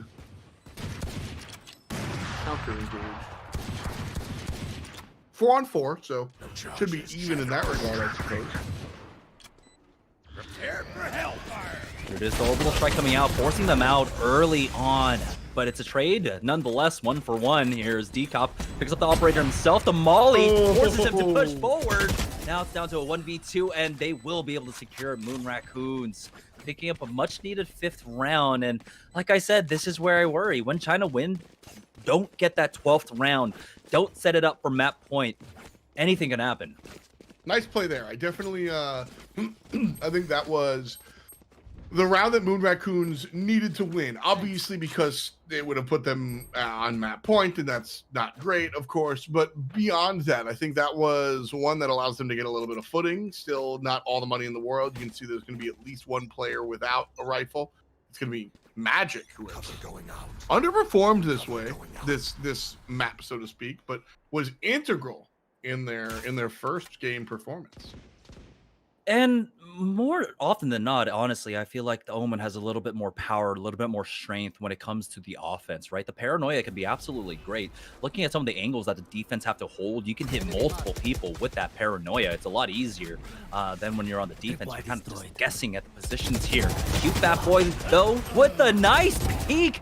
The paranoia, I was just talking about how difficult it can be for an Omen to land on the defense, but he hits 4 people with it. Now, China Nguyen are going to be able to get it set to map point with the decops. And they'll pick 12-5 now, and they'll have 7 opportunities to finish this one out. Absolutely pristine play. That's what you ask for, right? Like that's I don't know what else to ask for there. Love how crisp everything was and how they're able to find the victory here. Trying to win one round away from bringing us to a game 3. Very excited bike here. Moon Raccoons under geared as well. And so everything coming up Millhouse in this final round, or it could be the final round.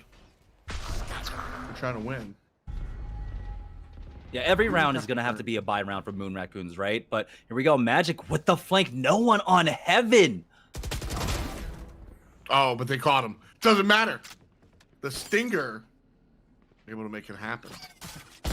2 players from the flank, expecting it. No HP to work with. And so down Magic goes as well. Return to even playing field. 4-on-4. So even this time, Tai T grabs 2 before he's taken down. But then Frosty gets 1 as well. So again, the 2-on-2.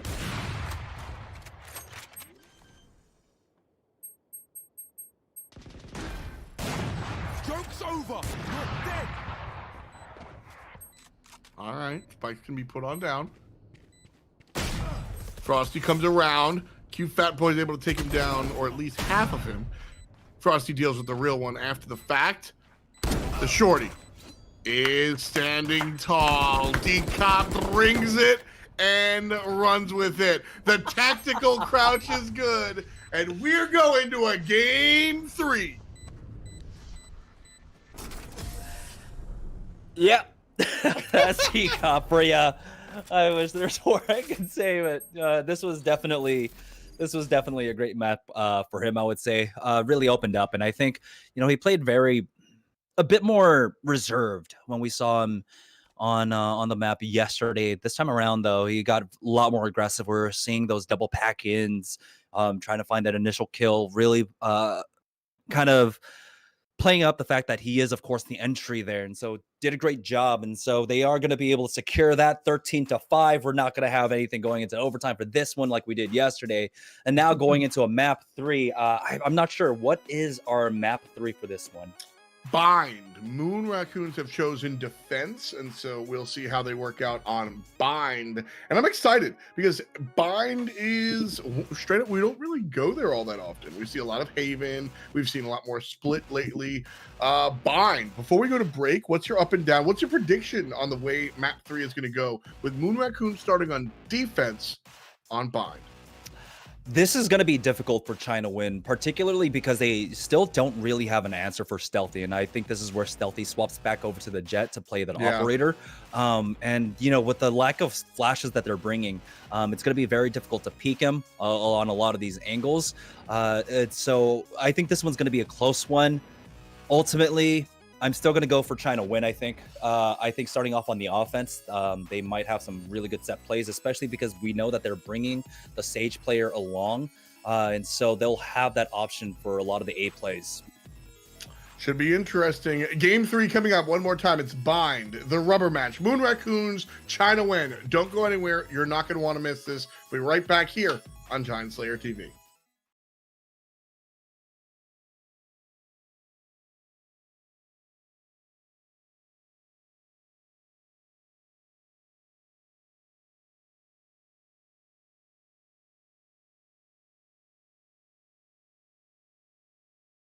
Will get into his zone dark cover.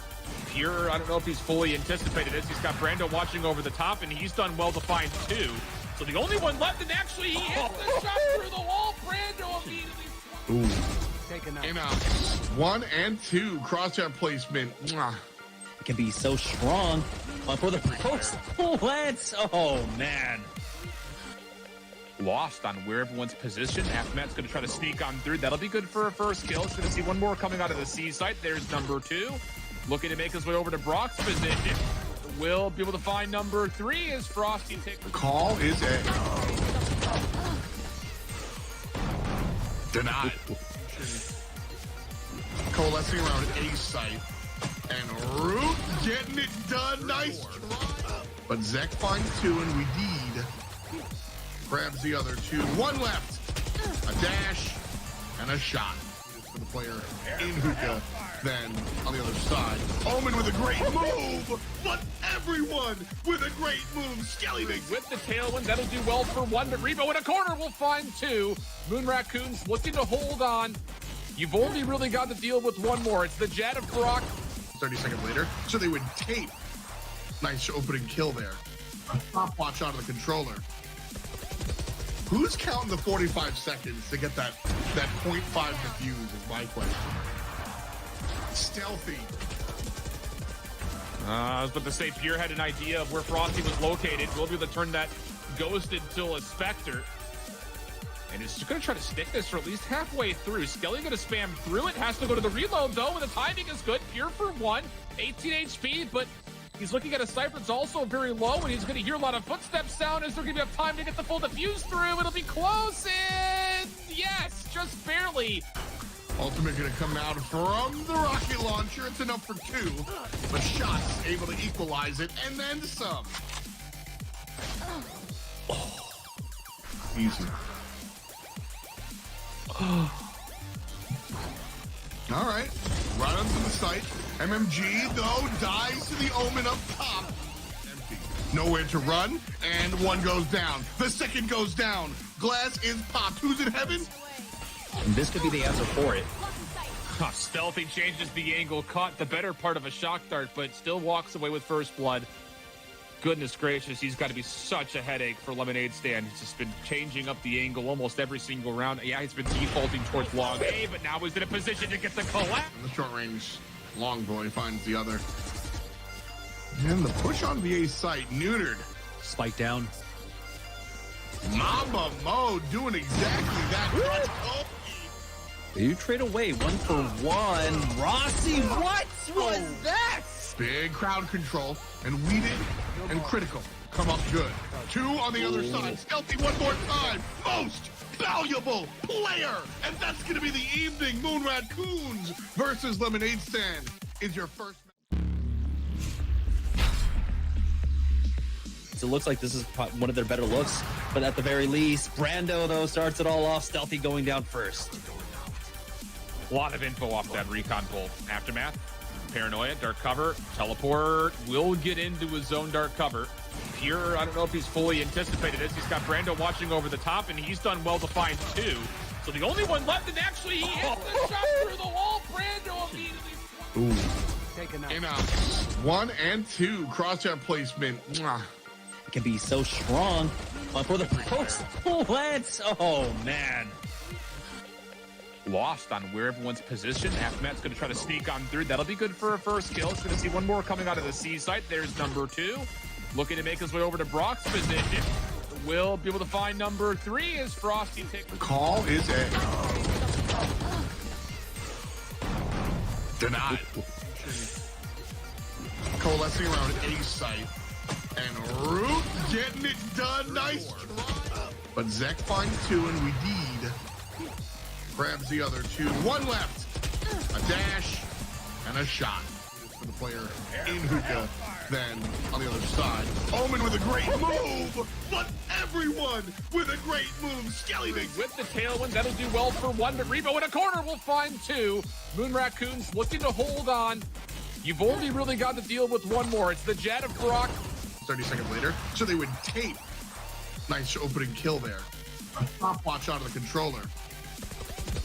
Who's counting the 45 seconds to get that 0.5 defuse is my question. Stealthy. I was about to say, Pure had an idea of where Frosty was located. We'll be able to turn that ghost into a Spectre. And he's just going to try to stick this for at least halfway through. Skelly going to spam through it. Has to go to the reload, though, and the timing is good. Pure for 1, 18 HP, but he's looking at a Cypher that's also very low, and he's going to hear a lot of footsteps sound. Is there going to be enough time to get the full defuse through? It'll be close, and yes, just barely. Ultimate gonna come out from the rocket launcher. It's enough for 2, but Shots able to equalize it, and then some. Oh. Easy. All right, right onto the site. And of course, it comes down to the rubber match. Thanks for joining us here on Giant Slayer. It's Fdot and Jamerson, and we've got Bind. Moon Raccoons and China Nguyen have been going back and forth. And before we get into like the nitty gritty, you know, Jamerson, just how have you enjoyed the matchup so far? It's been a lot of fun, especially I think map number 2 really kind of. We saw Decop really opening up and like playing more of a style that I think we were used to seeing when he was back on the Phoenix, right? But he's able to do a lot of the similar things on Raze. It's just not as safe. And of course, we got to see him being traded away at times, but also him creating huge openings for his team. And so he's slotting into that role really well. Well, not slotting in, but like he's finding his way back into that entry role a lot better now on that Raze. But coming on over here, I want to see if he does pick up. Oh, hey. Okay. Take a look at that. DXN playing the Killjoy. So we'll get to see some of her tonight. We'll see how this works out. But Decop will be on the Raze one more time, which I like. I think Raze on Bind is one of the better places to play Raze, straight up and down. But I think a lot of our conversation is going to be around Killjoy and kind of what she brings to the table. Take a look at the 4-stack coming up for Moon Raccoons over there at short. Interesting. Are they going to push forward? Because they've been doing so all night, and they're going to continue to do so. And I like the angles that they cover. Magic is able to grab 2 nice headshots thanks to the ghost. Cute Fat Boy, though, answers back with just as many and then some. They're already onto the site. 3 in the pocket for the Sage player, and they're going to continue pushing on in. Spike planted, 3 versus 2. Jamerson, it's all you. Yeah, the Nanoswarm was used as well to cover over at U-Haul, but the angle by Cute Fat Boy to pick up the 4th one, and now it's all just down to the Cypher player Rebo here in a 1v3. Now, of course, this is the pistol round, so he should just try and go for it at this point. I mean, do you want to really hold on to the 400 credits for the light armor there, or just go for the opportunity to try and pick up some extra kills?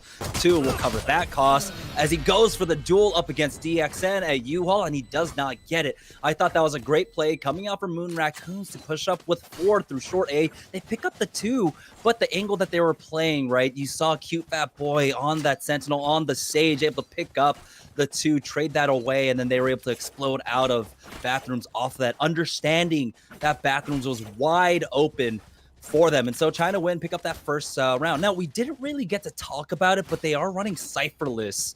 So it's going to be a little awkward for them, I think, when they come off onto the defender side. But, you know, we were saying, I believe, in our kind of pre-match yesterday, right? Cypher versus the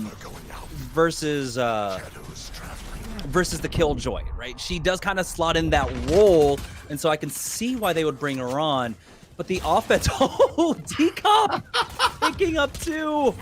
With the ordnance. Now he's gonna jump on in and try to find one with the gun and gets it done. Frosty's able to find him on the outside. Cute Fat Boy punishes. Tight T cleans up, and 2 in the pocket for ChinaNguyen. Yeah, so I think now is the time that we can really expand upon the Killjoy pickup, because they are bringing it in, right? They're moving around some roles. Cute Fat Boy is off of the Cypher. He's picking up the Sage. DXN, though, is going to be picking up the Killjoy. And we were saying that, you know, like, Killjoy can slot in for the Cypher, but I think we are both in agreement that the Cypher is the better Cypher.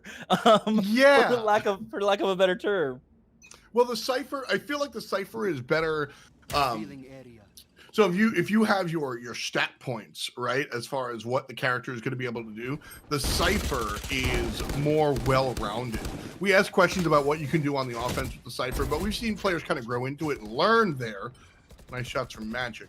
Where I think when you're looking at post-plant and pure defense, Killjoy might eke out a little bit of a better angle than the Cypher, but on offense I just have a lot of question marks, and so I agree that I think that Cypher is just the better one. But as the game matures and characters come out, I think one of the big deals that we forget when we look at more I always compare the game to MOBAs because it's very far away from MOBAs. It's very much a pure shooter in comparison. Like, what's on the patch notes, what's on the paper, numbers, sometimes players, whatever feels good is the right way to go. And you might just feel yourself as more of a, you know, the Killjoy kit might speak to you a little bit more than the Cypher. So ultimately that is something we've got to think about. What a great play coming out from ChinaNguyen as well. But now D-Cop's not able to get that entry, even though he had the rocket out. The Nanoswarm is going to be used as well, the wall, but Frosty's holding it down before he finally gets traded out. Backing away, the plants will go down for them as Pancakes finds one more. Now it's a 3v2. The post plants in advantage for ChinaNguyen. Now it's all up down to 1. And it's a one-on-one. Nice teleport from Pancakes. Gonna get pop. Stealthy, able to win and keeping it going. The Moon Raccoons. All right, I'm here for it, baby. D-Cop's gonna start the fire, and Moon Raccoon's gonna pour some gasoline on it. Tactical crouch, shoot the corpse. That's my language, baby.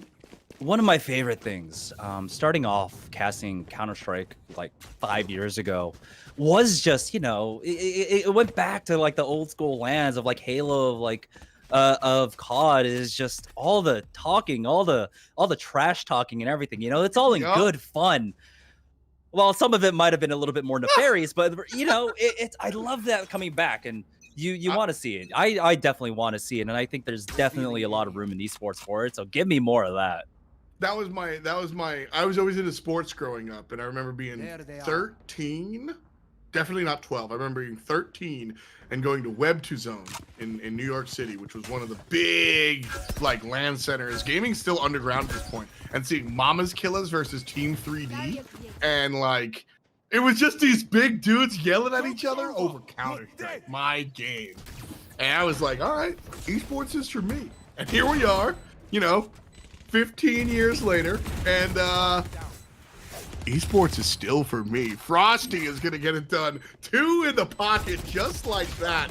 And the 4-on-2 is looking like Moon Raccoons might be able to tie this one up. It's a 1v2 though. Decop goes for the wide swing and Rebo takes him out. 2 rounds in a row now for Moon Raccoons. And here's the thing. Here's the issue that I have with that Killjoy. She doesn't offer the same things that Cypher does, right? Cypher is technically really able to watch the flanks with this trap wires. And Magic came up with a huge one there, pushing up through hookah, getting up all the way to attacker spawn. And then he's the one that really opened it up for Moon Raccoons. Now, you got to figure out, how do you play that? How do you play the lurk for the offense here if you're trying to win? I don't have the answer. I straight up don't have the answer because of that Killjoy. It's still a very big question mark in my mind of how to even, you know, approach the offensive position for Killjoy here. I mean, I think you have to be really liberal with your mollies, I suppose, right? Like, this way you can clear out angles in that way. But like you said, you just don't have that flank protection that you would by way of tripwires or whatnot. Interesting that we don't see Killjoy until game number 3. After this, I'm going to ask you a question about map specificity, but the spike going to go down here. And yeah, is it because of the map choice that we see the Killjoy come out? I'm not entirely too sure. I haven't really been able to see enough of her to know exactly where she plays well. I think right now what ChinaNguyen are doing more than anything else is really abusing their Sage play. They've been doing a really great job of it. We saw it on Haven. We see it here as well. As they're able to go for these default plays. Magic, though, once again, coming up huge. Oh! Killjoy, though. Completely Killjoy. See, this is what I mean. Is that on the like spike defense, the retake defense, that's where she works out. That is what she's made for. And so Killjoy gets it done really, really well. ChinaNguyen are able to take that round, and it's off of DXN's use of his utility. I absolutely believe that. So we've seen the upside and the downside of this character, and it's only been 5 rounds. Yeah, there was a small adjustment that ChinaNguyen made there. In the other pushes that they were making over onto A, they were kind of changing things up, right? Either walling the truck or walling off U-Haul, so they didn't have to worry about that angle. I think walling off the truck is definitely 100% the play, especially when you've got a Raze in play, right? Raze, you just go ahead and throw packs into U-Haul, and that covers it itself. But the more important thing about that wall is that now you don't have to cover that angle over at Heaven, that you can cover your flanks a little bit more. And so Magic isn't going to have the kind of same opening here. Moon Raccoons, they've got 2 ultimates online for this defense, and I think more importantly, they've got the Hunter's Fury ready, which can be huge as we have a 5-stack coming out from ChinaNguyen. Of course, this could just be them setting up to go for the teleport play. Never mind, Decop going in, and he's not going to be able to find anything. Once again, ChinaNguyen just getting shut down. 3 members gone. Decop kind of missed that one a little bit, though. He ran into the Radianite box, and that stopped his front momentum, and he gets cut down. I wonder if he nails the kickflip, so to speak, if he actually makes that play. But a lot of ifs and buts and whens and maybes, but no wins, unfortunately. Moon Raccoons here. We got to wait for it, but I'm pretty sure they'll be able to take this round. Pancakes saving is probably the right call. Yeah, no, I think once again, the big question comes up. How do you shut down Stealthy? What do you do here, right? He's not playing the super aggressive sniper, right? He's not on the jet. He's playing the Sova instead, where it's a bit more safe, where it's a bit further back, generally, the way you play that. What do ChinaNguyen do to really try and shut that down? Again, they don't have the flashes to work with. They don't have as many smokes as well. They've got the Omen. And without having a jet, their smokes have been cut down to half. So what is the answer for them? It's just pure aggression, right? Like, so smokes are best used to cut off those angles. You can play really slow. All right, we drop 1 smoke. We force them to rotate. We drop another smoke. We force them to rotate. We push into the spot that they initially rotated out, and then we can slowly push on board. But if you don't have that many smokes, You just can't play that style, which is, of course, kind of tack shooter basic, or tack shooter default, is to play that sort of slow, smoke-oriented type strategy. And so, if you're going to abandon those, like you said, only having 1 or 2 on your side, cutting your smoke stash in half, you've got to really do what D-Cop's doing, man. You just kind of bust in there every time. And it's 3-3, so it hasn't been unsuccessful, but it also hasn't been successful. At times, I keep looking at this composition. I feel like this one might honestly just be a bit more defensive oriented, surprisingly enough, for ChinaNguyen, right? If we're going to continue to like consider it, the more I think about it, you know, you've got the Sage, you've got the Sova. Oh, stealthy again with that entry, as we have that same take coming out from ChinaNguyen. It's a 4v4 on the post plants. Moon Raccoons coming in, and it's all going to be coming from the CT spawn. Good angles being held. Everybody inside you. Oh, it's a blaze. 17 HP left on Pancakes. His teammates not much healthier. DXN goes down. Frosty's gonna pop out a flash and eat off of it. Secondary kill won't come until later. Wow. Just sticks it. Easy. Great job coming out, and I think the most important part was just that ChinaNguyen weren't able to win that duel. Frosty should have gone down. There was a double peek coming out from U-Haul. Uncharacteristically, ChinaNguyen aren't able to secure that one. That should have been a round 1 for them, or at least a bit more fight left in them. But now Moon Raccoons, they've got some really great ultimates to play aggressively here. They've got the run it back. They're gonna have, of course, as well, that orbital strike to use. And seeing as how deathbally ChinaNguyen play a lot of these rounds, we can get so much value for them. I think you gotta, though. This is kind of what we were talking about. Like, you know, you don't have that many smokes, just go for it, right? Mm-hmm. It's working There out. it is. Aggressive play. Magic just pushing up through hookah. And it's not the run it back that they're utilizing, it's just Magic's aggressive play.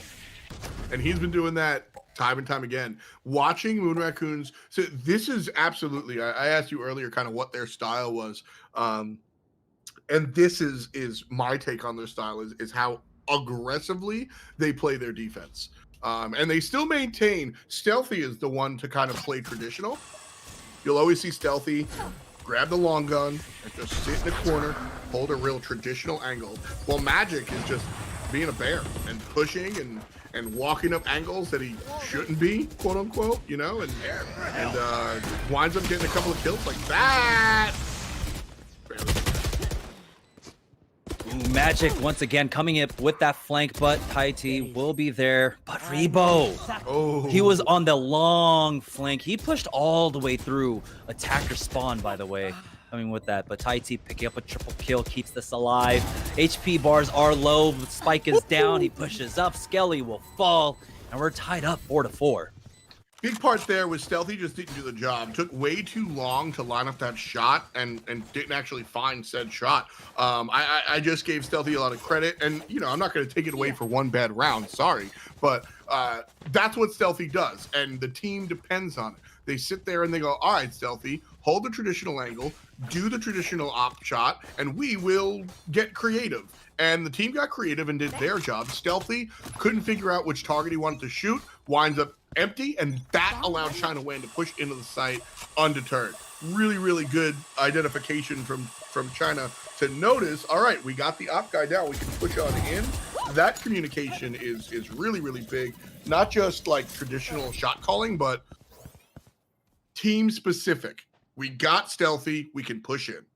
And compounding upon that, ChinaNguyen, we were wondering, you know, what's their answer going to be to Stealthy? And with Stealthy playing as reserved as he is with that operator, it's become very predictable. ChinaNguyen actually ended up smoking him off early on Heaven. He tried to push up through it and get a pick, but he did not get his first shot off. And so ChinaNguyen are utilizing, of course, well, their utility well to slow him down. The flank comes out from Rebo this time around. DXN is wary of it, and he shuts him out. It is, of course, just an anti-eco. Stealthy! Oh, man. You really do have to worry about this guy at all phases of the game. That's why I kept specifying. I think I said op shot maybe once, but I kept saying long range, right? Because he gets it done with the other weapons as well. He's just the traditional tack shooter guy. He's gonna hold an angle, and he's gonna find long range shots, and he's gonna get it done. Stealthy did a good job there, and the adaptation that we were talking about there. You know, ChinaNguyen.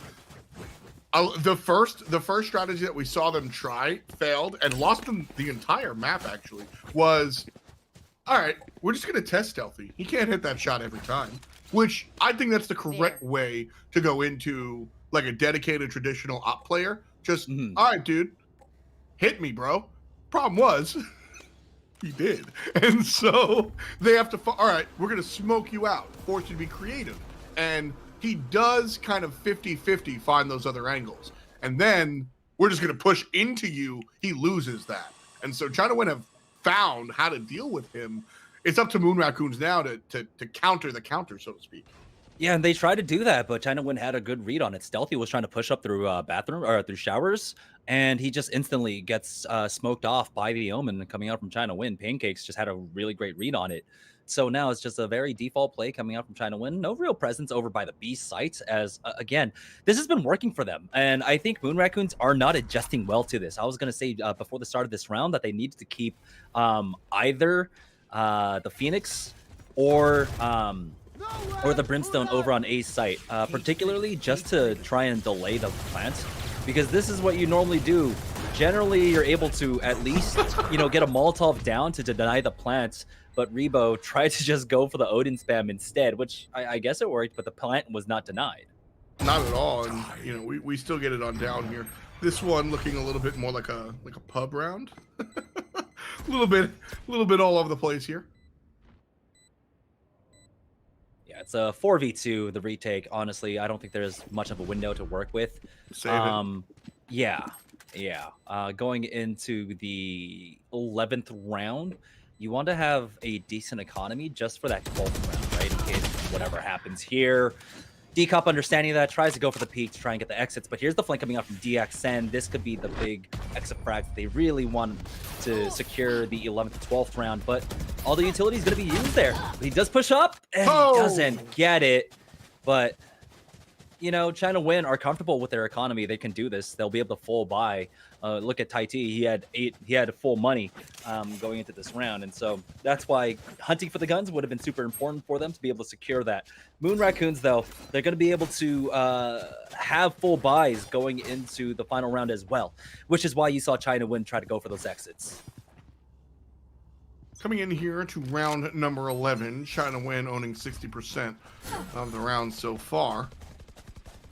Good performances coming out from both teams. Obviously, ChinaNguyen are in the lead, but I've really enjoyed what Moon Raccoons have brought to the table, and we've gotten spicy as well. I think the teams are really invested at this point. Not to say that they haven't been, but straight up, we're seeing some. What do the PC kids say? BM, right? We're seeing some nasty stuff, and I'm here for it. Everybody's going to push their ultimate button as they siege onto the B site. DXN grabs 2 after Skelly grabs 2. The third from the pistol for DXN. The Killjoy, though, going to lock everybody up. Nobody actually gets detained. And Tai T camp in the port. Spike goes down, and it's all up to Stealthy with the Bulldoggy to get back into this one.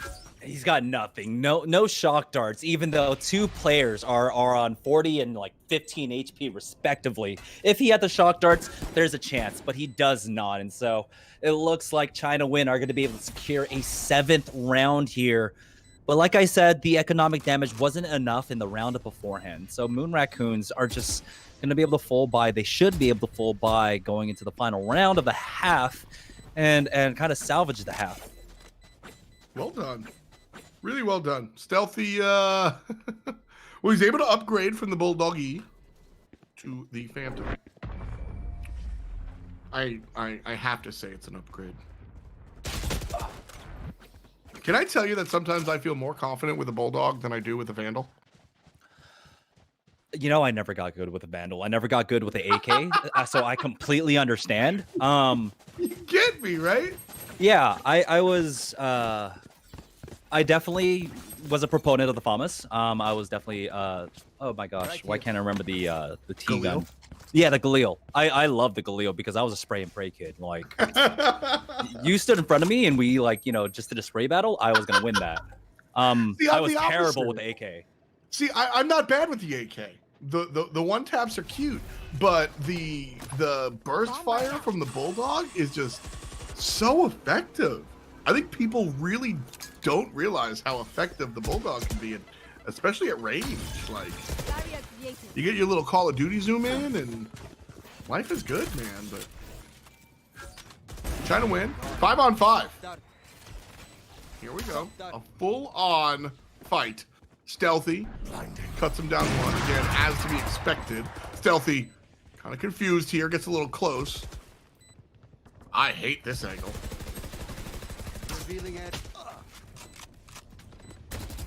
Nice pickup by DXN, and now it is coming down to the wire. Someone's gonna have to stick it soon, as they're checking for any trap whatsoever. They should be able to get half, and there we go. They now deny it. DXN goes down. It's all up to a 1v1 here. Tai T will finish it off, and ChinaNguyen get 8.5. Wow. And it was honestly off the back of the Sage play. This is why Sage is so important. You know, with how often ChinaNguyen were going for that A hit, you expect some sort of an adjustment coming out from Moon Raccoons, but how often were you seeing a Brim or a Phoenix over on the A site? Could you imagine if you had that Molly? You know this hit is coming.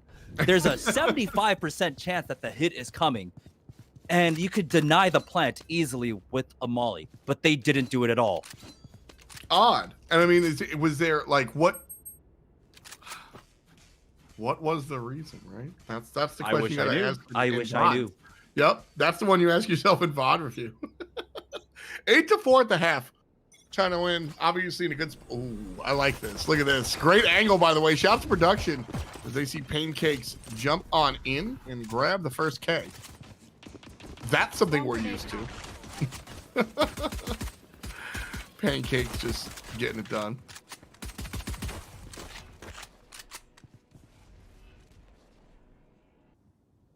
Shoved back. Rotation to B site. That's the call. Shot down. Nice kill here from Stealthy. The 4-on-4.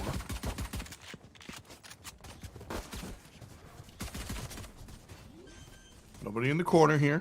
Rebo walking through the smoke. Oh, gets one. That was lucky.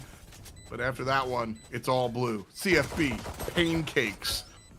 And CFB a second time. Pancakes looking for his second of the round. And Decop instead finds it. The defuse is good. That'll be round number 9 for ChinaNguyen. Kind of discussing who's going to be able to take that one up. And it looks like Decop is going to try and speed run his way to a showstopper here. Absolutely the right call, without a doubt, my opinion. I completely agree. I think, you know, the res is going to be great, of course, but having the showstopper would be much better for the post plants. It's just for the retakes for themselves right now, especially with how much Decop has been popping off. Now a little bit more silent. Actually, not silent. It's just very even across the board. Look at that. 13, 11, 11, and 11. Yep. Wow. And then Tai T with the 7. But, and that's what we're used to typically seeing, right? Tai T is much more of an anchor. Yep. Plays a little bit slower than the rest of the team, and it's more up to the flashy plays of the rest of ChinaNguyen more than anything else. That doesn't leave as many opportunities for Tai T, but Tai T has had some very clutch moments throughout this match. Absolutely, and they've been fun to watch. That's really, you know, I said it before, I'll say it again. Watching role players, you know, steal the spotlight is so much fun. And I don't care what game you're watching. You know, everybody expects LeBron James to make that dunk. But when, you know, the number 9 player steps onto the field and gets it done, that's the good stuff. Tai T starts it off, as well as our conversation. And China's going to clean it on up. 2 for Decop with the judge. And that's what we were talking about. That flair. They're feeling themselves tonight. Yeah, and I think, you know, at times, while sure this is a team game, sometimes you just need to like let your hair down, just play the way you want to play confidently, and that's when your aim really is able to hit back, right? Like you're able to just lock on like you used to, and you're fine. And so I love seeing that coming out from them. Sometimes, yeah, you need to embrace the pub lifestyle. Well, I think it also this is where I can, you know, really draw. I've had this conversation in MOBAs where there is always a correct way to play the game when it comes and that's the way to play it. I'm only half kidding, by the way. But playing the amount of comfort is important, and I'll go into a secondary paragraph kind of after this one, because we got a nail biter in this round. It's very important for Moon Raccoons to take this one. Stealthy gonna do just that. Take one player down. Skelly sensing it, takes a little bit of life off of that player in hookah. Frosty stays, and the attackers are able to win this. That's an important round, but I just want to expand real quick on what I was talking about. When we talk about like approaches and meta and right things and wrong things, they all are variables that slowly push your win percentage, your percentage chance to win further in your direction. But comfort is an intangible variable that people have a hard time to really weigh, and so you might be 50% more likely to win the game if you do all of the right things that the message boards and the meta and the top teams tell you to do. But if you are good at being decop and jumping into people's faces, that might be the quote-unquote wrong thing for you to do. But if you're comfortable playing that style, being that aggressive, you know, that pub life, then that comfort will push your percentage points in that direction as well. Then we see this out of Magic on the defensive side specifically. He's just more comfortable pushing out from the defensive zone, which is the quote-unquote wrong thing to do. So measuring your comfort level versus like what's supposed to quote-unquote work is something that players don't do enough at the high level, I think. And seeing players embrace their own style, it always puts a smile on my face.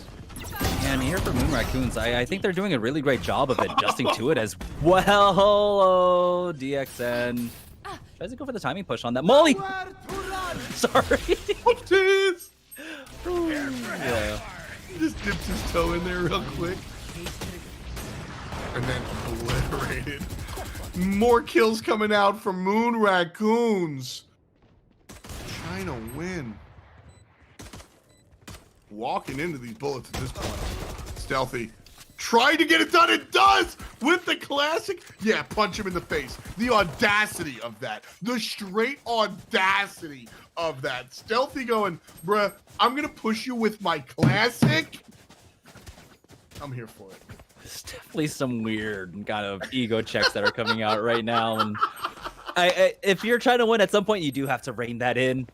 As much fun as this is to watch, and I love it, and I'd much rather see this. You also do need to kind of rein things in and play a little bit more fundamentals there.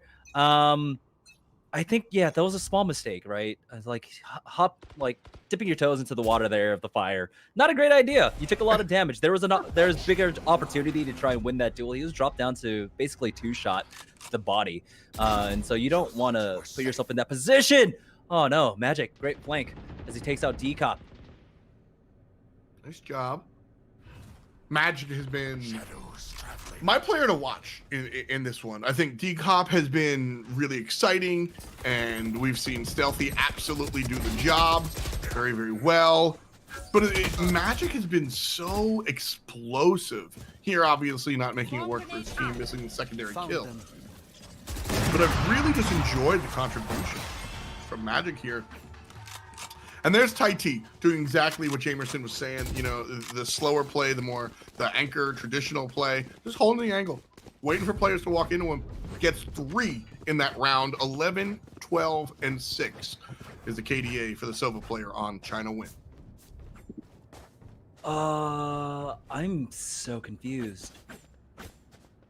So there was an operator on the ground, and ChinaNguyen didn't pick it up. What?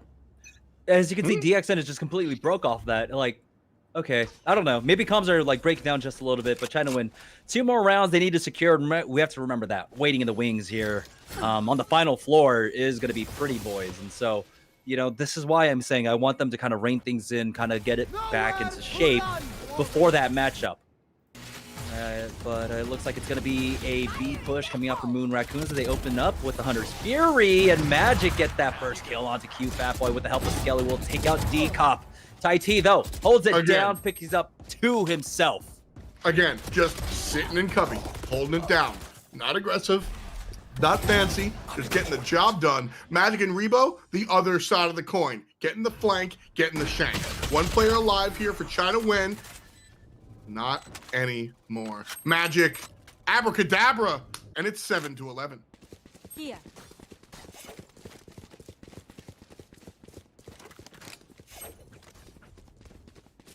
Jumping into this one, 18 past us. Actually, let me do the math.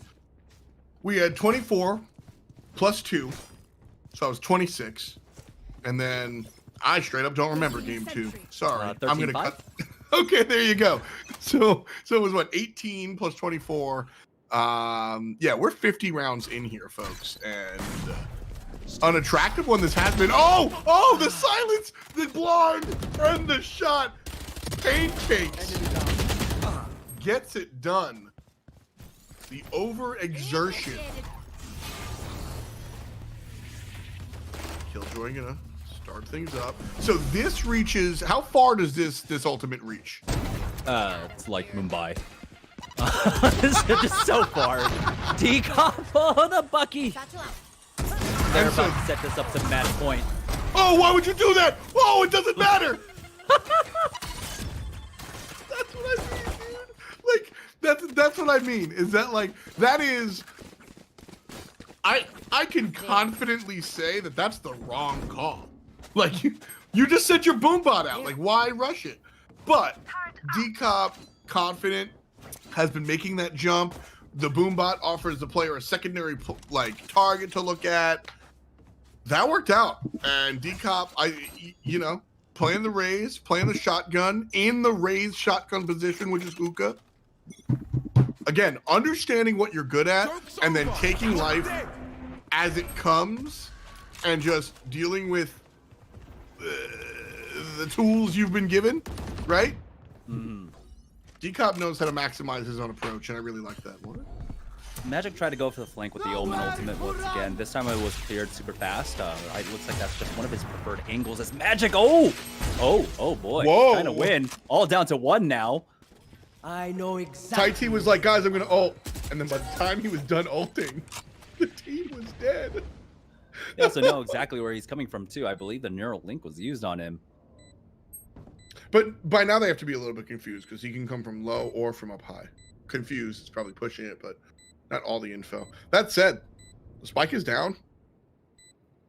And they got the brim, backed up for that molly, everything. So this should just be round 1. There's really nothing he can do here. I agree. Just chilling at this point. Number 8 for Moon Raccoons, barring a cataclysmic situation. And so marching back on into this one,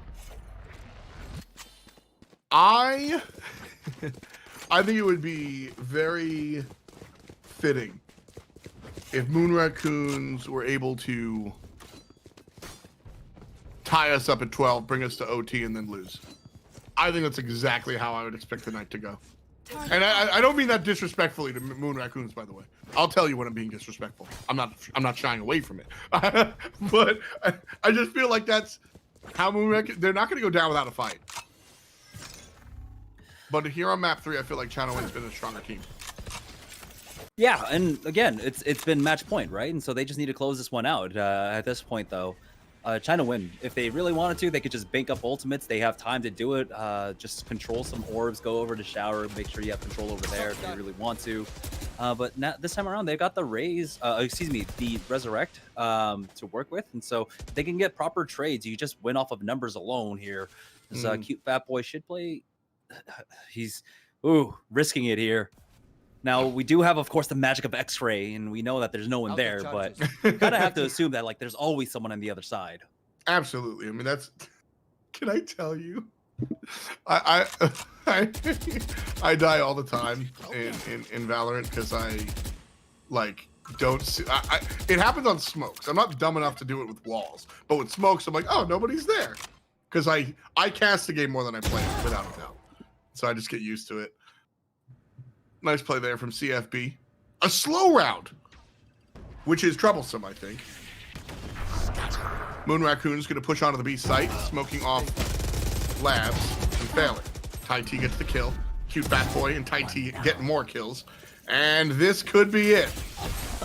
1 left versus 3, and make that a double. China Nguyen, take this one and take the whole damn thing. They're going to go on to play against Pretty Boyz in our final here on Fight Night.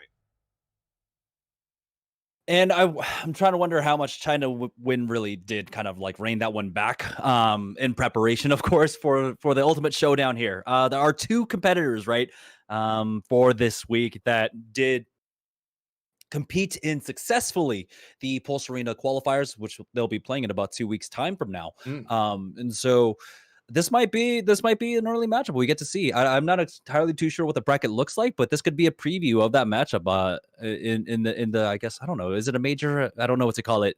Kind of this entire everything that's been happening here, you know, over the past like 8 months for esports has been really awkward in terms of like, where do you categorize things in tiers in terms of competition?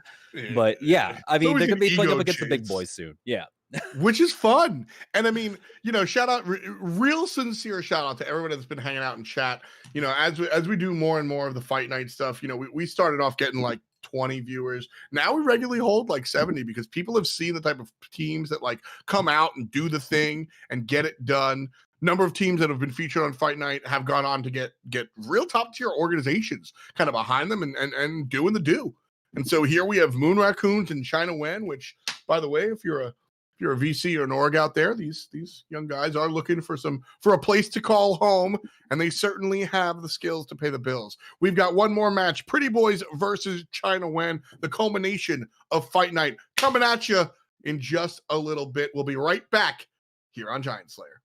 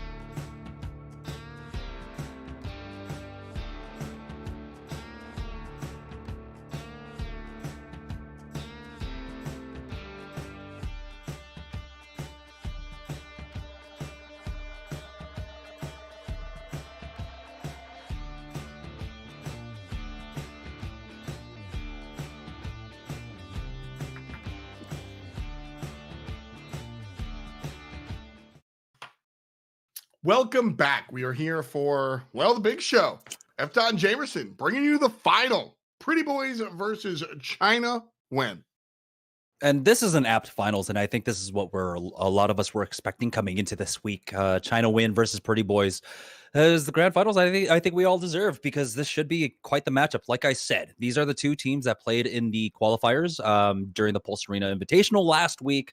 And, I think the only time that the Pretty Boys were really challenged was when they were taking on Second Wind in their final match to qualify for that. I didn't really get to watch China Nguyen play throughout that one, just because the schedule was kind of it was a long one. It was a long one, yeah. But I expect this to be a really good match. But last time we got to see Pretty Boys 2 weeks ago, they kind of walked all over their competition. They are playing at a level above, I think. And when it comes down to like team play along with just sheer aim and accuracy, they are scary to say the least. Thwifo on the Cypher alone, the way he plays it offensively is pretty scary. His attack side Cypher is one to really truly behold. Yeah, that's really been something that we spent a lot of time talking about last match, where Cypher, being more of a defensive oriented character, how do you leverage him on the offense? And a lot of our conversation tonight has been about the adaptation of teams trying to mature their play style and see things become futurize is the wrong word, but we learn and we innovate and we change. And the Cypher play out of Thwifo has been something that has absolutely caught my attention into being a new way to play the character. Yeah, I completely agree. I mean, typically we see, a lot of Cyphers just playing very passively, watching the flanks and lurking. But the way he plays it, he's almost like an entry fragger himself, the way he just kind of plays the front line. And so he goes for the trade instead early on. But again, his aim is nuts. I mean, it's a Fortnite kid, right? Like he's thinking a mile a minute. And so like his the way he approaches sites and how quickly checks angles is absolutely absurd. One more time, though, as we take a look at our maps, we do have heavy attacker bias here. Haven is going to be our first match or our first map, and Pretty Boys have chosen to be the attackers on this one. After that, we'll go to Bind, where China Nguyen have chosen to be the attackers. We'll go to Ascent if need be, and Pretty Boys have opted for defense on that side, which is interesting. But Haven, again, Pretty Boys going attack. Interesting choice. We've talked a lot about the attack and the defense positions, but I want to go a different direction. We mentioned before how dominant Pretty Boys have been and how powerful they've been coming into this one. China Nguyen, though, look pretty damn good. Is China Nguyen a strong matchup here versus Pretty Boys? I think there are still some things that they weren't really able to answer for, right? China Nguyen didn't have as much of an answer for Magic on the Omen, and I think when we're talking about Omen players, I believe it's Anderson that plays it for Pretty Boys, and I think the way he plays it is stronger than the way Magic played it, right? And so if they didn't have as much of an answer for Magic, are they going to have an answer for Anderson? Probably not. And so I think the crux of this is really going to come down to his play. But we also know that Aaron pops off, Beard pops off. Like this is going to be scary. How is China Nguyen going to really deal with kind of this multi-pronged attack that Pretty Boys bring along in this roster? And it also is going to be interesting because we talked a lot about the over-aggression from China Nguyen, their comfort play style. Decop and Pancakes like to be very, very aggressive. And is that something that Pretty Boys is going to be able to deal with is a question I think I would pose. I think the answer is 50-50. I think that Pretty Boys might be able to take advantage when China Nguyen extends and then overextends again. But when we look at kind of the normal level of aggression coming out from China Nguyen, I think that is going to be successful for them. So the key here for China Nguyen, in my opinion, is to find the sweet spot. We got to hit the gas faster than most teams because that's what makes us good. But if we go too far, then we're too gone. Finding that Goldilocks planet's very important here, I think. Yeah, but in terms of tempo, I think Pretty Boys have them matched. We've seen Pretty Boys play with the same kind of aggression, same kind of explosion when they execute onto a site. But I think one of the biggest difference in terms of play styles is Pretty Boys have have their retakes on lock. They are, I think, one of the best teams we've seen so far in terms of their retaking. And they are one of the strongest defensive teams in the game when it comes to Fight Night.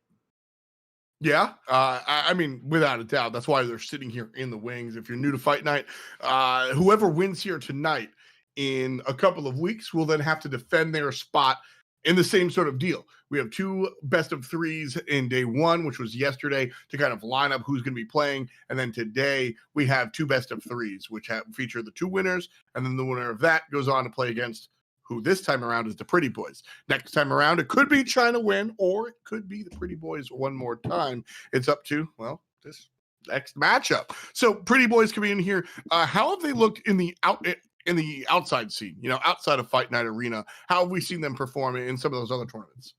They've played exactly the same way that they played here, right? Almost no disregard, or almost no regard for their opponents. It's just kind of playing to their own comfort. Very aggressive.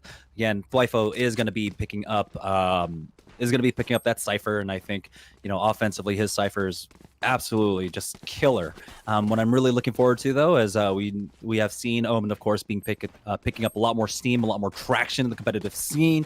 Is the pushing of limits, and Anderson, I think, has been doing a great job of it. So I'm looking towards him in these first few rounds, how he plays it on the offense. How do they answer on the other side?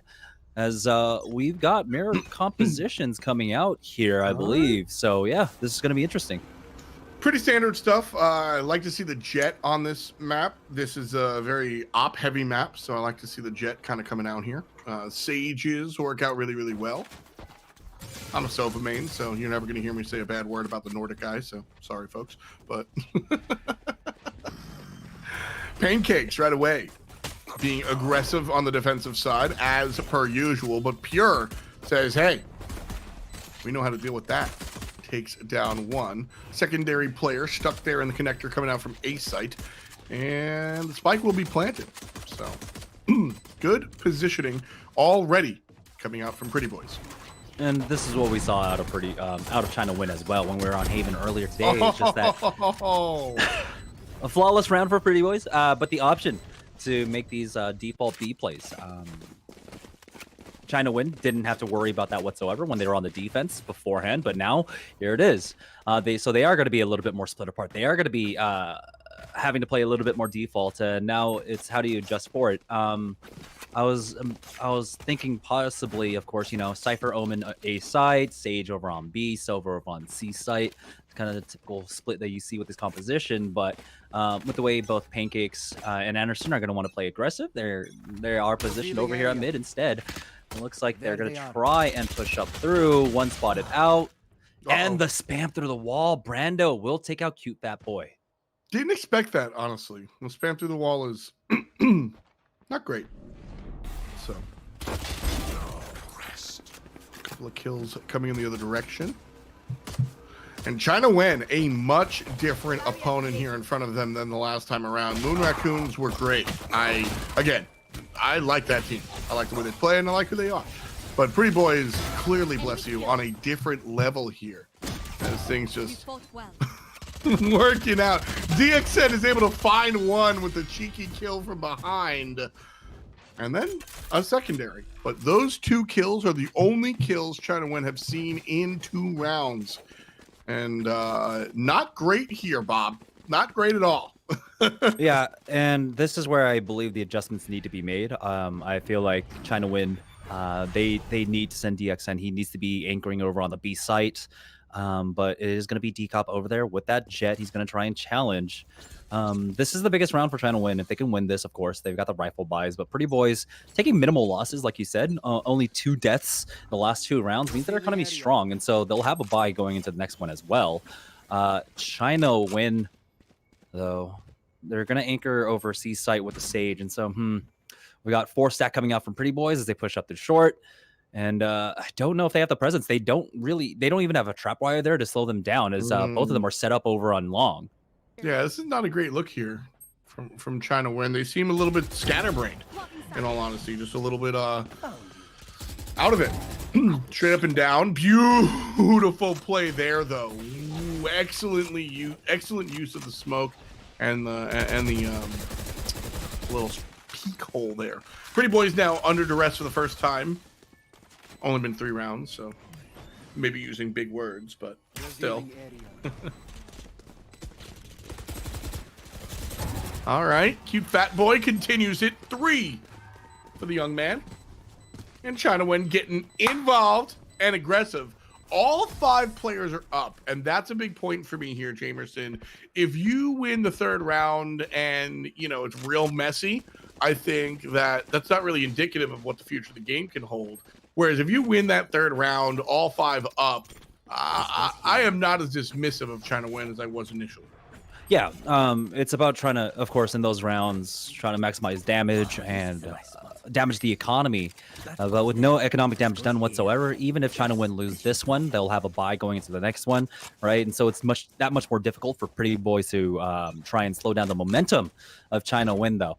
But like I said, Pretty Boyz being able to get the plants and everything themselves, they've got a lot of money to work with. And so coming into this round, looks like they're going to change their efforts now as they go over to the C site. They're clearing out angles with the owl drone, and they got the double box peeked out, and so that's great for them. Here's the camera. The recon bolt doesn't actually connect, so Anderson gets that first kill, taking out CFB, but it's traded back until Pure finds one himself. Man advantage now for Pretty Boyz as it's a 4v2, excuse me, on the C site. Yeah, really clean play here from the Jet guy on Pretty Boyz. I've enjoyed how quickly they kind of snapped to it. And with that kill, ChinaNguyen have 1 left. I make the call to save here, depending on what I've got. I'm pretty sure he has a rifle, the Phantom, and the 1v4 is just, let's say, unlikely. So I think this is the right choice from Sova to just straight up save. Yeah, the save means that I believe, you know, he'll be able to afford an operator. And so if D-Cop wants to go for it, that the save leaves the option open. If he dies here, the operator is still going to be there, but it's going to be like glass cannon. I don't know if he's going to have armor behind it. Definitely, maybe light armor. So this is a very important save at the very least here. But Pretty Boyz, again, need 1 more round to try and stop the momentum and really try and build up off that. You know, if they can take this round, the 5th round is almost guaranteed for them. Let's take a look at D-Cop. Is he going to get the operator for himself, or is he just going to stick with an AR? And it looks like the operator is there for him. Love to see it. D-Cop going into that direction is here. I think the best way to, if the answer for ChinaNguyen is to play a little bit slower than they did versus MoonRaccoons, then I think giving D-Cop the op is probably the best way to kind of cull his aggression. So we forced to kind of play these angles, get these kills like he does there versus Twifo, and make it happen. But right now, 4-on-4 as they push up into A site. Take a look at Anderson. He's got a lot of information for them, pushed all the way up through B. B is completely cleared for him, and so now he can cut off whatever reinforcements. So whatever side Pretty Boyz decide to play in, Anderson have a great angle to work with. Now he is giving up his back just a little bit here, and as he pushes up aggressively towards CT spawn, but he spots him out. CFB is going to go down, and so now that's the C site wide open for Pretty Boyz. Uh-oh. Troublesome stuff there. And the wall is good. That'll prevent that rotation. They'll have to go the long way around, so no problemo there. And look at Jet all the way down long C. Real tough stuff. Yeah, this is just going to be another save, I believe, for ChinaNguyen. I don't see a way that they have an entry onto this one. There's just too much utility still up for them. And so, yeah, ChinaNguyen are going to make the call. They're going to back away from this. And it's about having a fighting chance coming into this next one. If Pretty Boyz had wiped them, you know, that would have been the 5th round for them. This leaves an option still alive for ChinaNguyen to try and fight coming into the next round. But Pretty Boyz, they did a great job. Like I said, Twifo does a great job once they get the operator in play of like playing that entry, playing that first contact for his team, right? And allows players like Pure to come in instead with some follow-up plays, trade them away. Cypher on the offense feels a little bit awkward, a little bit clunky, and so I understand why they go for those. Either way, they come up good. Pretty Boyz leading this one by 4 as we jump into round number 6.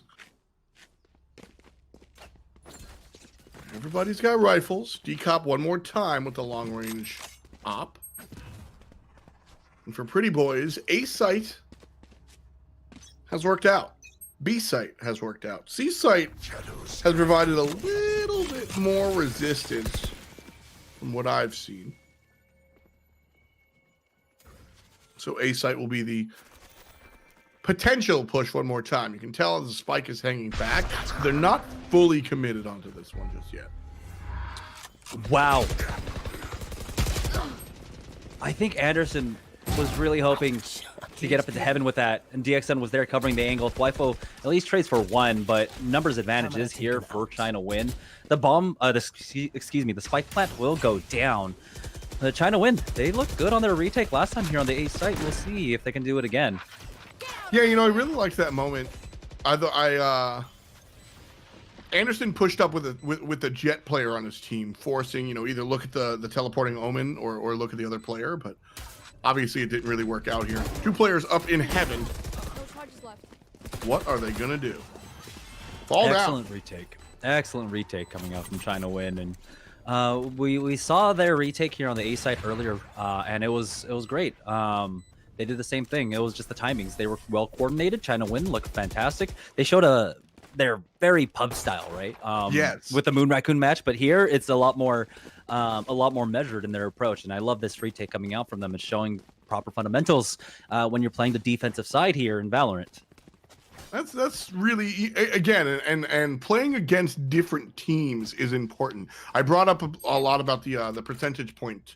The percentage points, right? Yes. Making your win percentage go up and embracing what you're good at, just you know, your comfort level is important. And being able to be better than the enemy team, whatever that means, is also important. But then noticing how you switch up when you're greeted with a top card. Pretty Boyz coming into this one are better than ChinaNguyen on paper. That doesn't mean by any stretch of the imagination that ChinaNguyen can't win this one. It just means that they have to play accordingly. And so they're playing measured, was a great word there, Jamerson. Like, they're just a little bit more meticulous about how they're approaching things. And it's really, really working out. Aaron, walling out the right side, going for the plant, will get hit by Sova and get killed by Sova. The spike's already down. We got to deal with it now. Brando does try to answer back with his own Hunter's Fury, but doesn't really get anything. He does actually tag one, bringing him low, and that's Pancakes going down. The heal should be gone, and they don't have it as they go for another peek. Brando takes out DXN. It's a 3v2 now as Anderson finds one more. Oh boy. This is the other man we were talking about. Tai T really showing up when his team needs him. They're going to be able to get this defuse. ChinaNguyen with the third round. The issue, though, is that, again, both sides having difficulty breaking the economy of the other side, right? Neither really winning the crucial rounds that'll stop them, as Pretty Boyz will have another bye coming into this one. And so it's always going to be an uphill struggle the way these teams are playing and the way the rounds are getting answered back and forth. ChinaNguyen, though, have built up a decent bake. 7K on Tai T, 5K on Cute Fat Boy. He's not going to have all that, of course, after he buys, but it's a decent bank. Again, it's about continuing and not having to be forced onto those eco rounds where you're just giving up a round for free. ChinaNguyen and Pretty Boyz both keeping their fighting chances alive. Really impressive watching ChinaNguyen kind of fight back into this one. From the beginning of the match, it just didn't see. It looked like a clear mismatch, but ChinaNguyen did a little bit of their classwork. Not their homework, their classwork. As the game has come to them, they've really like figured it out, parsed it, and now are able to kind of answer back in return. Oh wow, Decop with two good shots there. I wasn't able to see how they came out, but really clean. Anderson, though, doing what I said Anderson would be doing. He's going to be pushing aggressively up the garage, up through B. And he's been finding so much value for his team now, and it's making it very scary. Decop, though, will pick up the third with that operator as he's watching that flank now. The bomb quickly rotating on through. DXN with the res. And, you know, we got to see what they did in equal footing retakes, right? They were able to win that one out, but now it's going to be a 2v4 retake. No charges left. Nice job. DXN starts things off. Woo. And Decop finishes them. 4 in the pocket for the white-haired lady. And the defuse will be pushed on to Sova. Nice Yeah, we choice saw there. the Hunter's Fury being used, what was it, the round prior, 2 rounds ago? And so it is going to be important for him to be able to get that up once again, having the delay power, of course. He almost got the stop on the plants earlier with it. Which is why we see Silva, just such a strong agent here in Valorant. But ChinaNguyen tying this up, I think it's a great look. I said, you know, their defense is probably one of their weaker points, but now they're proving me wrong. They have come prepared, and they're doing a really great job. I still think this adjustment of not having a very strong anchor agent on the B site is a little bit scary, but of course, Decop with that operator can put in a lot of work here as Pure just tries to push aggressively. Stuck in garage, it looks like. Players are going to be able to make a good shot. Decop again starts us off hot. And Pancake's going to finish him off therein. You will not kill my ally. Good coverage to get the res onto Anderson there, forcing Pancakes back so he can't go for the repeat, but Wifo gets spotted out, but DXN loses that battle. Pancakes trades. Now it's down to a 4v3. ChinaNguyen. I love how they are playing this defense now.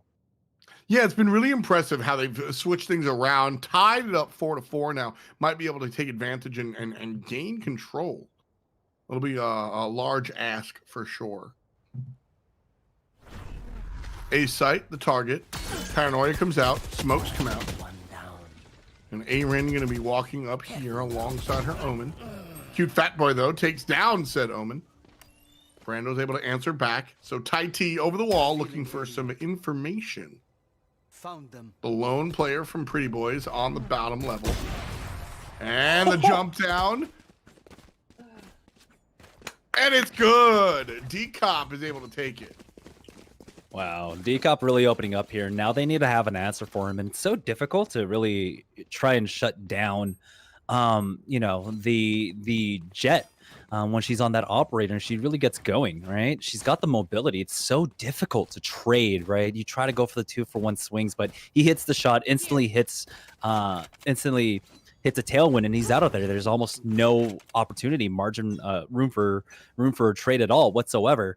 Now here on the force up coming out from Pretty Boys, we see some SMGs coming out from them as they try to get aggressive. Pure tries to push up with the knives, I believe, and he just gets shut down by Decop. Oh no. Still gonna be long range down this hallway for C site.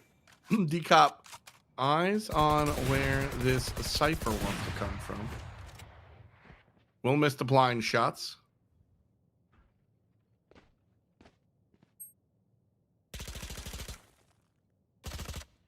Garage being looked at, but Pretty Boy is very careful about it. Pancakes is here, so whoever walks through will get taken down, but it was a drone first, so a good look there.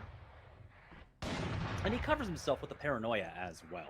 So here we go, cute fat boy watching that angle, watching out for Anderson. And this should just be a clean round for ChinaNguyen. Pancake sees him. Okay.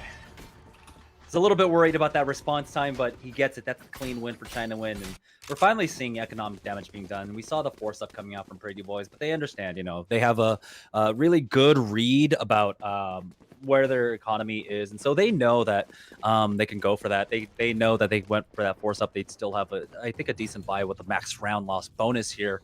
Going into what will be the 11th and 12th rounds. Now, though, Pretty Boys, 5 stacked over by A already, so they might be, you know, going back to the well on that one.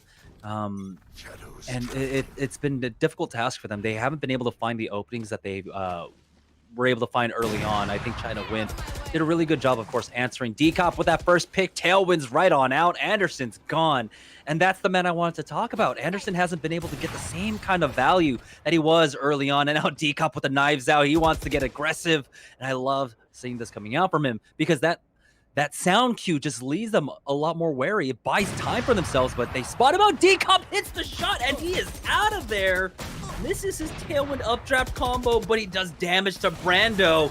And now Pretty Boy's just a little bit too slow. Brando will finally take out Decop, but TFB finds one more. There's a second, and it's all up to Brando.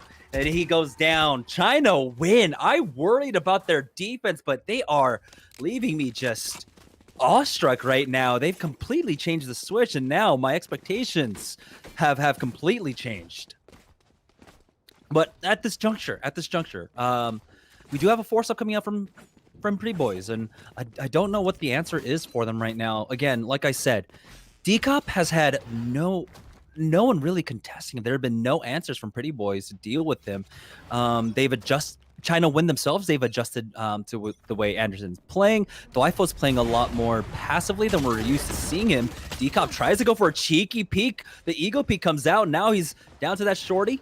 Backs away from that. He should be able to get healed up here as he's got the coverage as well from Pancakes, throwing out that paranoia. I believe it fully missed, but he's got an angle. He's got two lined up. There's the first one, and they're not able to trade as Pancakes finds two. Decop found a third one during all of that, and now Pretty Boys push onto the site with 3 gone. And this is going to be an easy cleanup as DXN finds 1, and now it's all up to Thwifo left in a 1v5, and DXN closes it out. That's going to be an 8-4 half for ChinaNguyen, and what a great start. I worried about how a defensive start looked for ChinaNguyen, but they closed this, they were able to close out that half in such a strong position now. Pretty Boys are going to be behind us, and I think, you know, like I said, ChinaNguyen, their offense looks particularly stronger more often than not than their defense do. That was definitely, well, not definitely the case, I guess, because we did have a 6-6 half and a 6-6 half in the first matchup earlier on today. But I think across all maps, definitely their offense is what you have to look out for. Pretty Boys, though, like I was saying in the preamble, I think they do have a very strong defense, one of the strongest defenses in the game. But it's going to be about who can get to that operator and who can really shut down Decop. It's going to be a bit more difficult, to, of course, when you're playing the offensive operator and you have to peek the angles first, right? And so there's a huge opportunity for Pretty Boys to come back off of some really good operator play, I think, and shutting down Decop. It is going to be a big part of this second half for sure. ChinaNguyen being up 8, surprising to me. Pretty Boys definitely had a very storied entry into this tournament. So I'm eager to see how all 3 of these games wind up, if we do take 3. All right, Pancake's going to start us off, but a quick trade, and Pretty Boys are looking better after that. Aaron finds DXN in the scrum. It's all around B site, and an easy defuse here makes it 8-5. Yeah, both teams going in their pistol rounds for that B take, and I think it was just a much better execution coming out from Pretty Boys when we saw them on the offense earlier. That's a much-needed round win for Pretty Boys there, as they do need to bring some up. Thwifo, hey, I think we were talking about this earlier. We don't get to see the Guardian as often, but he's going to pull it out for this one. And that's interesting. So why, I mean, what application is the Guardian? Like, if you have money, you buy a Phantom or a Vandal, depending on like ranges, right? Bulldog, if you're broke, why go Guardian? So there were a number of buffs to it, right? But in terms of like where's the weapon slotted in terms of like the meta, I don't know. Never mind, it's the Ares actually coming out from him. Okay. I thought it was the Guardian for some reason. I don't get to see it often. It's the Ares actually. So yeah, that makes a lot more sense. I like it.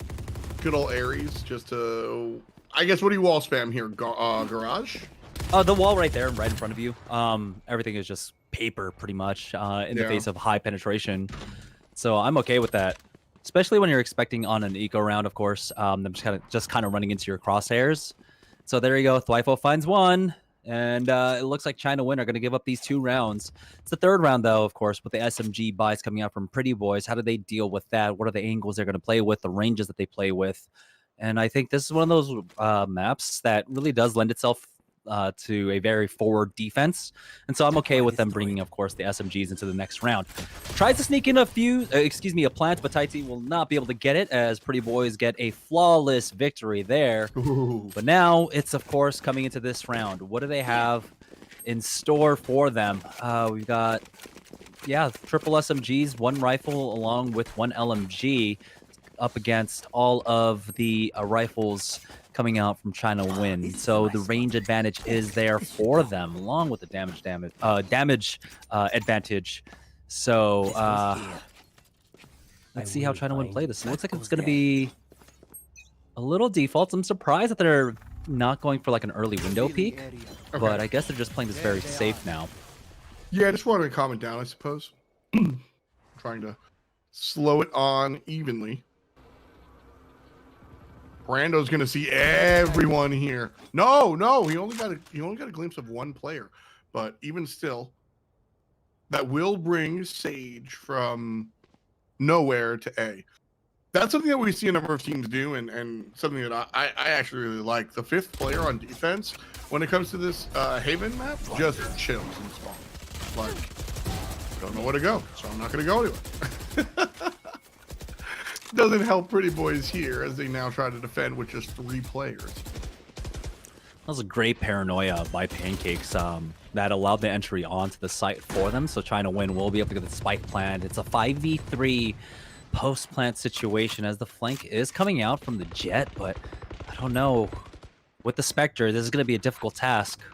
It is. I mean, doesn't have the range. Has to get on site quickly. Pure is able to find one. And then dashes around the other side. Will likely just chip away, but... I give credit to going for this, in all honesty. I think it's... Does he get the ninja? Does he get the ninja? Oh my goodness, I think he does. Nothing. Oh no. Oh no! No way! Oh, you guys! Oh no!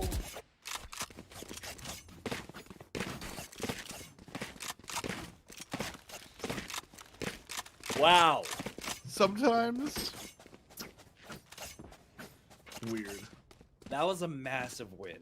That was a massive, massive round win for them. Holy smokes, that should not have happened. They just exited way too early. And he actually gets the ninja fuse on them. Pure gonna add insult to injury as he goes in for that first peek, takes out Tai T, and now, oh, you're tilted if you're trying to win. Yes. Just, oh my god. I mean, this is absolutely the tilt. Like, and this is the tangible tilt. I mean, you're gonna be able to see this, feel this. Pretty Boy's gonna tie this one up, I think. And this is too early for me to call that as a commentator. You know, 5-on-3, it's realistic. Try to win, just pick up the spike again. But I think this is where Pretty Boys just makes this 8-8, and we have a whole new game in front of us, and that will be one of the turning points. Yeah, the dynamic of the matchup just completely changes now. I feel like, you know, the momentum was really building for China Nguyen, I think, off of that. Or it could have built up off of that, but... All right, 3v5. Here comes the push. D-Cop finds one. That's Anderson going down as Brando trades away, but Pancakes is there. So now 2v2. Spike will go down in just a moment, but the rotation's already come out, and it looks like China Nguyen does have to just completely commit to this one now. And so we'll see. Pancakes down in hell. He's got the paranoia out ready to toss it once the wall goes down. I don't think anybody's going to leave this fight.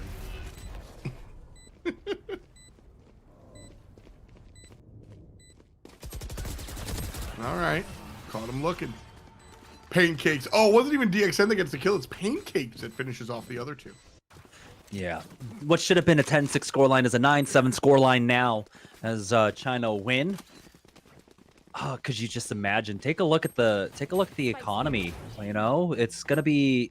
They can go for like pistol buys and such. Aaron just gonna go ahead and pick up a Phantom just to even out the money, along with Anderson picking up the Bulldog there and light armor buy. But man, so much economic damage could have been done if China Nguyen had taken the round just beforehand. Yeah. Get out of my way. A little bit rough. Pretty Boys not making that one happen is is definitely a big deal, though. You know, they had the numbers advantage at one point, and losing it thereafter is an issue. So, you know, China Nguyen fall asleep at the wheel. So does Pretty Boys. So maybe we're now, as far as tilt factor is concerned, all even. Tilt proof. But great play coming out from ChinaNguyen there. Again, they're playing a little bit more passively there in the first like 20-30 seconds of the round to deal with the offensive nature of Pretty Boyz' defense. Pure, though, picks up 2 with the knives. And so, not bad of an eco round for them. The anti-eco, not a clean one for ChinaNguyen. They get the spike plants, they recover some weapons, but they take some economic damage there. So Pretty Boyz, playing this war of attrition, really do need to try and keep ChinaNguyen in check. Right now, ChinaNguyen, their offense really starting to get going. Been impressive watching ChinaNguyen kind of shifted back into position, starting into this one. They didn't look like the stronger team, and they have quickly turned things around and have absolutely proved that. I think we've got a good matchup here. I don't think either team has the upper hand as a whole. I think there are things that things that each team are find themselves very, very strong at, and kind of fills in the gaps on the other side. But Swyfo has the judge, and he's waiting for contact. Yeah, here in Fight Night, we haven't seen Pretty Boyz challenged like this. We haven't seen Pretty Boyz respect a team like this. And so this is a completely different dynamic than we're used to. And I feel like it's also a completely different dynamic than Pretty Boyz is used to. Like I said, during the Pulse Invitational qualifiers, they pretty much walked all over everybody up until they had to fight off against Second Wind, who did push them to the limit. But even during that matchup, they were kind of memeing, if I'm going to be completely honest. But now they have to show proper respect to ChinaNguyen here. The spike plant is going to get delayed as Swyfo finds one onto Pancakes. Pretty Boyz now with the numbers advantage. We're going to look for the retake. You're able to grab one, but A-Rin trades it out. So another quick shot will give 2 to Pure. Spike going all the way to A. Brando able to get a little bit of damage, not a whole lot. And the kill goes to DXN. Nice job.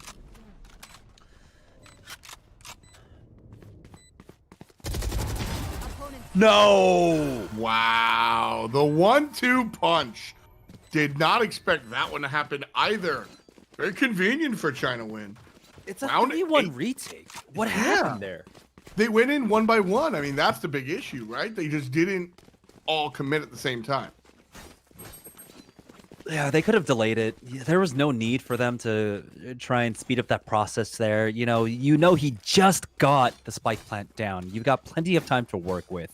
You can push someone up to heaven, clear out angles a little bit better. And then, of course, yeah, go for the double peaks instead of bringing it, gifting him a 1v2 and then lining up in that 1v2. Decop going in with the knives, doesn't miss as he has to back off now with a shorty here. It's going to be Swyfo to take him out, but Pancake's answer Pure goes down. Both jets off the field, but we have a res for the Pretty Boyz as the wall is going to be used by DXN as well, and so they get the res too. Your duty is not over. Nowhere to run. Everybody feeling good here.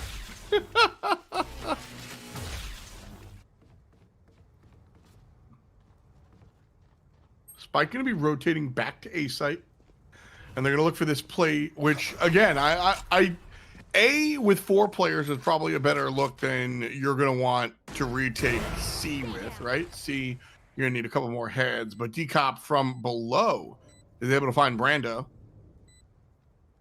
So a nice look here so far for ChinaNguyen as they try to defend against 3 Pretty Boyz coming from B site. An interesting angle coming out from Pancakes as well. As Aaron goes on side. Oh! Pancakes even didn't believe it. He was like, wait, that was supposed to be my kill, but no, I don't know exactly who on ChinaNguyen got that one. Now ChinaNguyen are sitting on map points. And what a way they've done it here. I was talking about, of course, their offense looking so strong, but their defense was what we really needed to talk about early on. So you saw swapping off in the half, it was an 8-4. And now with 4 rounds in a row, ChinaNguyen looking to close out map number 1.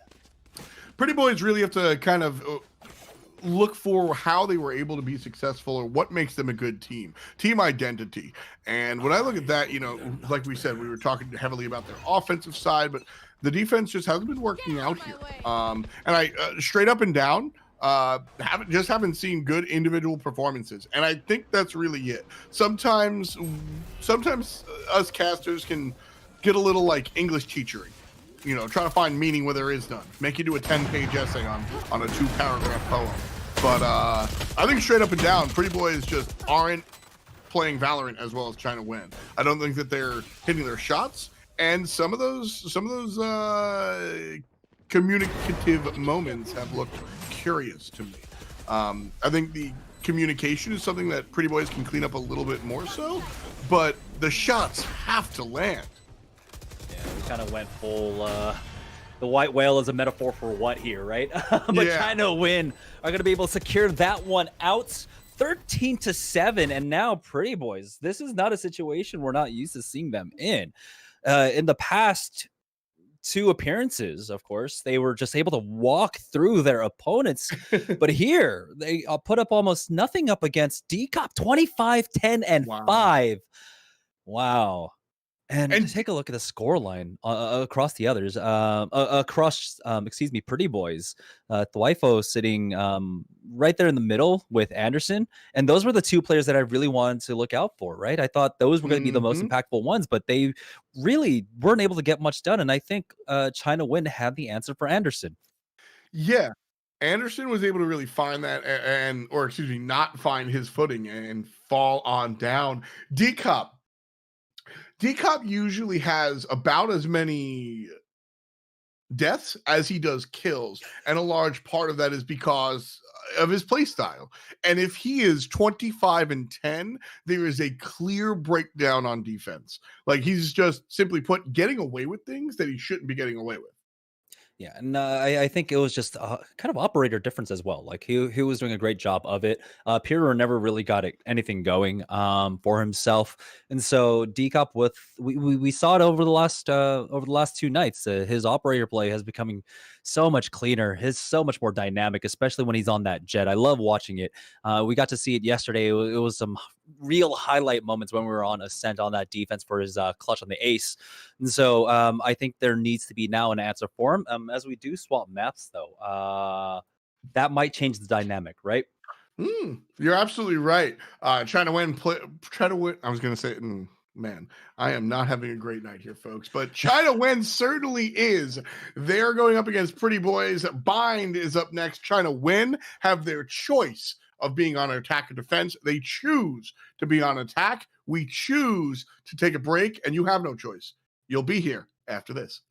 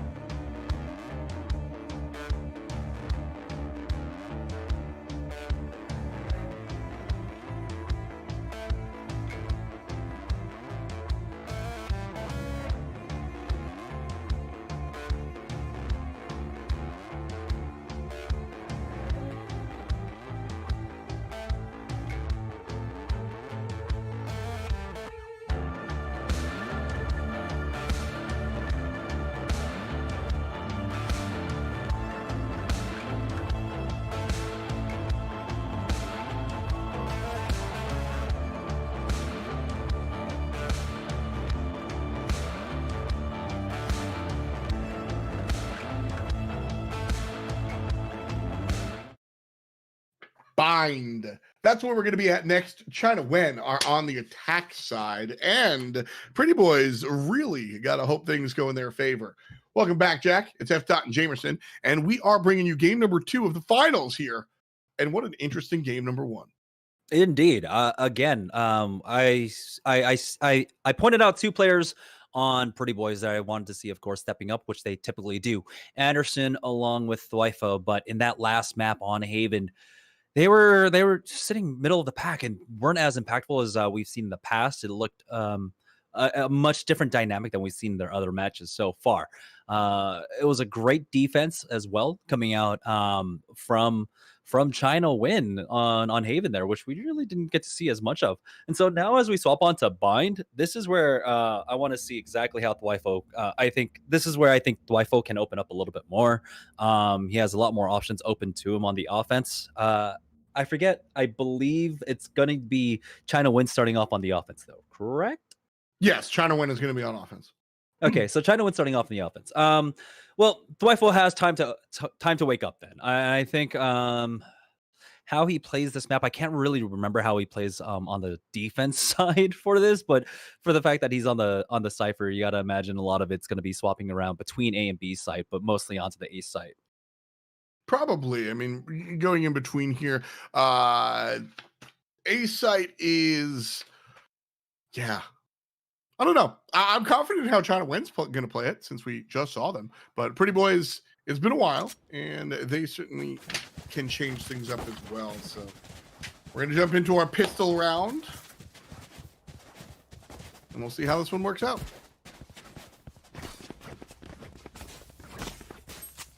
All right, ChinaNguyen. They are, of course, picking up. We saw them earlier, right? It was DXN picking up. I keep picking up Killjoy. I don't know why, but Killjoy just is not in my vocabulary yet. So every time I have to say her name, it's not happening. It's just not happening for whatever reason. But we got to see it, and I think the evolution of her use, especially on offense, did grow a little bit. It did still slot in as like that Cypher kind of watch your flanks with the alarm bot and everything. So it's still good. Well, with the turret, I believe. Yeah, the turret. Right. So now here it is. ChinaNguyen starting off. It looks like it's gonna just be an execute onto the B side as the rotations are already coming out quickly from Pretty Boys as they've completely given up B site. The wall is there to try and delay, but now here's the execute as they get right onto the point. Pancakes takes out Abram first. And there's going to be a trade out, no problem so far. Everybody on the other side, and Brando's lucky for it because he's barely alive. Falls on back, gets the reload, and now teammates coming through from the other side. Grenade's gonna do work. No kill though. D-Cop is able to answer back and take down the Raze inside of Hookah. Raze was gonna be the difference maker, and now that she's dead, this is an uphill battle. Anderson just getting a crazy wallbang now, but it's a 1v1 CFB versus Thwifo. Who wins this one out? Oh! Oh, easy. Thwifo catches them looking. CFB falls on down. Round number 1 goes to Thwifo and Pretty Boys. I'm a little bit confused as to what happened to CFB there. He looked a little lost. I don't know. Very uncharacteristic for him, as you know, he is one of the players that I think we single out as a player to look out for. Well, not single out, right? There, I think 2 main players that we've been talking about a lot over the last 2 nights. He was definitely one of them. But right there, that was an uncharacteristic kind of mistake for him. I believe he should have won out that duel, but it took a long time to respond to Thwifo's initial burst damage, and then he just kind of peeked that angle in an awkward way. Just backed up into it and gave him the free win on the duel. Yep, oh man, those are the fundamentals that, you know, when we see how well Cute Fat Boy plays, that's usually you know, like an oops moment. Because you're better than that, so to speak. Nice shots coming out from Pretty Boys. They're able to do work out of U-Haul. 2 players down in their name. Pancakes, is it good? Uh-oh. He survives. Sorry, just that moment of like, get it off me, get it off me, get it off me. Oh man. Good shots from Aaron as Placing well. swarm grenade. And here's, okay, so I do like to see that DXN have like practiced the mollies. Knows the lineups. And was able to do some work with it. Swarm grenade out. But he gets taken out. Nope, that's Anderson. And just like that, defenders are able to take it. Despite DXN's best efforts. Pretty boys, 2 rounds in a row. This is one of those maps, though, where the range difference can be massive, I feel like. And so having the triple SMGs, Pretty Boys, this isn't, of course, a guaranteed round for them. ChinaNguyen have the firepower advantage. There's 4 SMGs along with the Sheriff with Wifo. It looks like, you know, they want to save up for an operator going to the next round. So ChinaNguyen should be able to answer back on this one, as Brando's going to throw out that shock dart, but he's smoked off. And he really wanted to try and secure that ultimate orb. He's not going to be able to, as the slow orb is there for himself. So another shock dart just to try and keep them checked. Uh-oh, flank coming out from Pure. Gets a couple of bullets there. And is able to win 1 trade, but DXN finds him after the fact. So a 4-on-4 with 1:10 left to go. You have to remember, though, that is a trade, an SMG for a rifle. That shouldn't have happened at all whatsoever. And so Pretty Boys want to keep this one closer right now. They still have the triple stack the double stack over by A. The rotation hasn't come out yet, even though there's been such heavy presence by ChinaNguyen over here. So now it looks like the shot is being called, and they're making the rotation. The smoke is there to try and delay them as well from the Omen. That should slow them down just a little bit. Nice crossfire set up, but Aaron picks up 2 before he goes down. Now it's a 2-on-2. Spike not get down. Changed. I don't know why changed was my word of choice there. Not wrong. Change in status. Things are different now. The fake diffuse comes out, but a Pop-Tart will keep him off for now. And the smoke dissipates. So do the players. And Anderson runs out of bullets. Can't get it done. Cute fat boy. Able to finish it off. And a 2v2. That was fun. That was just a fun battle to watch. I really enjoy when, oh man, I like that sort of fight. Despite taking that round, though, the fact that it wasn't a clean round for ChinaNguyen it's a little bit scary now, as this is going to be a rifle round. And D-Cup as well has no money behind this. He's got 2,100, and so what do they buy him? I guess he could just go for a shotgun. I mean, we've been seeing a lot of that today. Possibly no. There it is. Okay, the judge is going to be bought for him, or he's going to buy the judge. Yeah. So this could have been a much cleaner round for them. This could have been a much cleaner 4th round for them to play into with a much bigger advantage here. But as they push up, will they be able to find anything? Well, Pretty Boys are real spreads, so.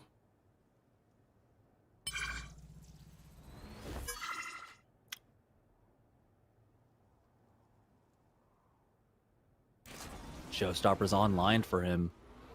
Not pulled out yet. Gotta be careful. They're gonna wait for the whole wall to dissipate. And there it is. Jumped on in. Boing!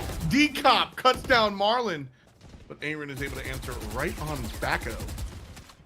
The 4-on-4, but ChinaNguyen are already on site.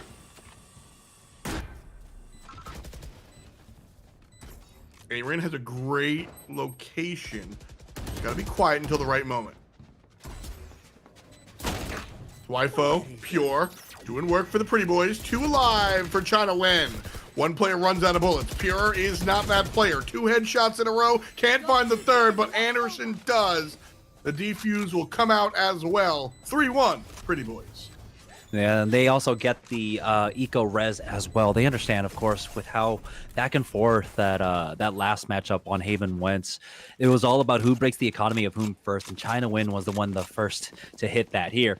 Now though, ChinaNguyen, they can force up, as Tai T is considering it. He's got to buy for himself, but no, he's gonna have to pull back. He's just gonna pull up the heavy armor and go in with the rifle. Pancakes will be able to afford that Bucky. We'll see if he gets any use out of it. And so Pretty Boys now with an opportunity to start building up an economy. But with how back and forth these matches have been going, you know, they don't have much of a bank for themselves as well. If they get set onto a fresh round loss bonus, of course, that's gonna be bad for them. And so they need to be able to stabilize this. They need to be able to start building up this economy. This is a very crucial anti-eco for them to win. Spike goes down here. And it's going to be a 5 on a 5. Damage coming out. Pancake's going to avoid some of it, not all. Still, shotgun's good enough. There are 2 players in there. 1 now, but Pancakes goes in and gets the kill after decop. No harm, no foul. No harm. 2 on 2. We'll see if we get the epic fight that we had last time. The molly's good. Falls away. And the diffuser was strong. Pretty boy. Oh, no, no, no, no, no. Decop falls. Thwyfo falls down. DXN is ready. But not waiting. All right, we need to see the money situation for Pretty Boys here after that. And so they do have enough, actually, to force up. It's looking like a half fight for some of them. So, yeah, that was very impressive. Great timing. And again, we were talking about how exactly does Killjoy slot in, right? She's got like part of her kit kind of replaces Cypher, part of her kit kind of replaces Brimstone. It's very awkward now she actually slots in, but it worked out right there. The timings on the Nanoswarm along with their other abilities really did work out well for them. And so ChinaNguyen are right back into this in this 2-3 score line now as Pretty Boys. They're still set up in their defaults, rotating already. Thwyfo coming over to B. Decop going to be handling up over by Hookah, or at least trying to. Nobody in there. We know that. Decop don't. Spike, mid, going towards B. Still overall a 5v5. Owl Drone spots 1 player out in the corner. Everybody from ChinaNguyen, though, going to be pushing in. Of course, half and half Hookah and along. Paranoia is going to be good, and so is Pancakes' bullets. Aaron goes down. 5 on 4, 5 on 3, 5 on 2. Tighty and Pancakes both get involved. Pancakes with the trips. And Anderson all the way across the map. Likely going to look for the save as the 1 on 4 ain't the call. And so it's 3 up and down. Just a great take coming out for ChinaNguyen, and you know, we've already spoken ad nauseum about how strong their offense looks and how good their executes are, right? And I think right now the tempo of it is catching Pretty Boys off guard. Pretty Boys haven't had the same kind of opportunities here on their defense to play the retakes the way that they want. There are very few rounds where I think they're able to come in and play more of the methodical retake. At this point, ChinaNguyen just really pushing them up against the ropes now, and Pretty Boys are not responding well to it. Yeah, it's tough a little bit here. That's one of my favorite graphical bugs in the game, where the hand comes out, looks like you're doing the milli rock. You know, anybody? I wish I. Is that a TikTok dance? If it was a TikTok dance, I'd know it if you showed me. Oh no. I actually don't know if the milli rock. Wait, is that the one where you do the punch and then no. Oh, no. Boomers over here. Look at us. No. You speak for yourself, homie. I know what the milli rock is. I'm well aware of what the milli rock is. Nah, I mean, it's just a hood thing, dude. I was out of the hood once I was like 17. It's been a long time removed. So. Oh man. 5 on 5, pushing in. That boy gonna change things on up. Wall is good. This time walling off the other side. Usually we see the back of the site kind of walled off. That's an interesting one. Trying to get something done with the shorty here, but cute fat boy just shuts that down, and Yeah, ChinaNguyen about to put a fourth one under their belts. It'll just be a flawless one too, unless, you know, Anderson finds something. But oh, he's scrambling and he's not gonna find it. He goes down. DXM finishes him off, and that's a flawless round. And that's a very important flawless round for ChinaNguyen. They need to start banking, and they are 7,300, 73, 79. They're gonna be able to buy into so many rounds, even if they take losses, heavy losses as well. Yeah, I don't really, man. Anderson, working out well here. The only one that's consistently finding himself, you know, last man standing. Still, the team's taking losses, but Pretty Boys are able to afford rifles and an op. But this is the last round that they're going to be able to hang on to their sort of like generational money, if you will. Yeah.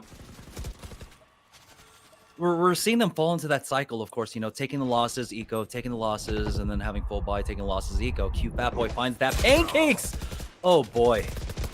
4v3 now as ChinaNguyen looking to explode onto the site. Anderson finds one more, but there's the res from CFB, and now it's all just down to 2. And they're going to work out here. How annoying is that? Yeah. This is over and over again and over and over again. Shots are good. 5-3.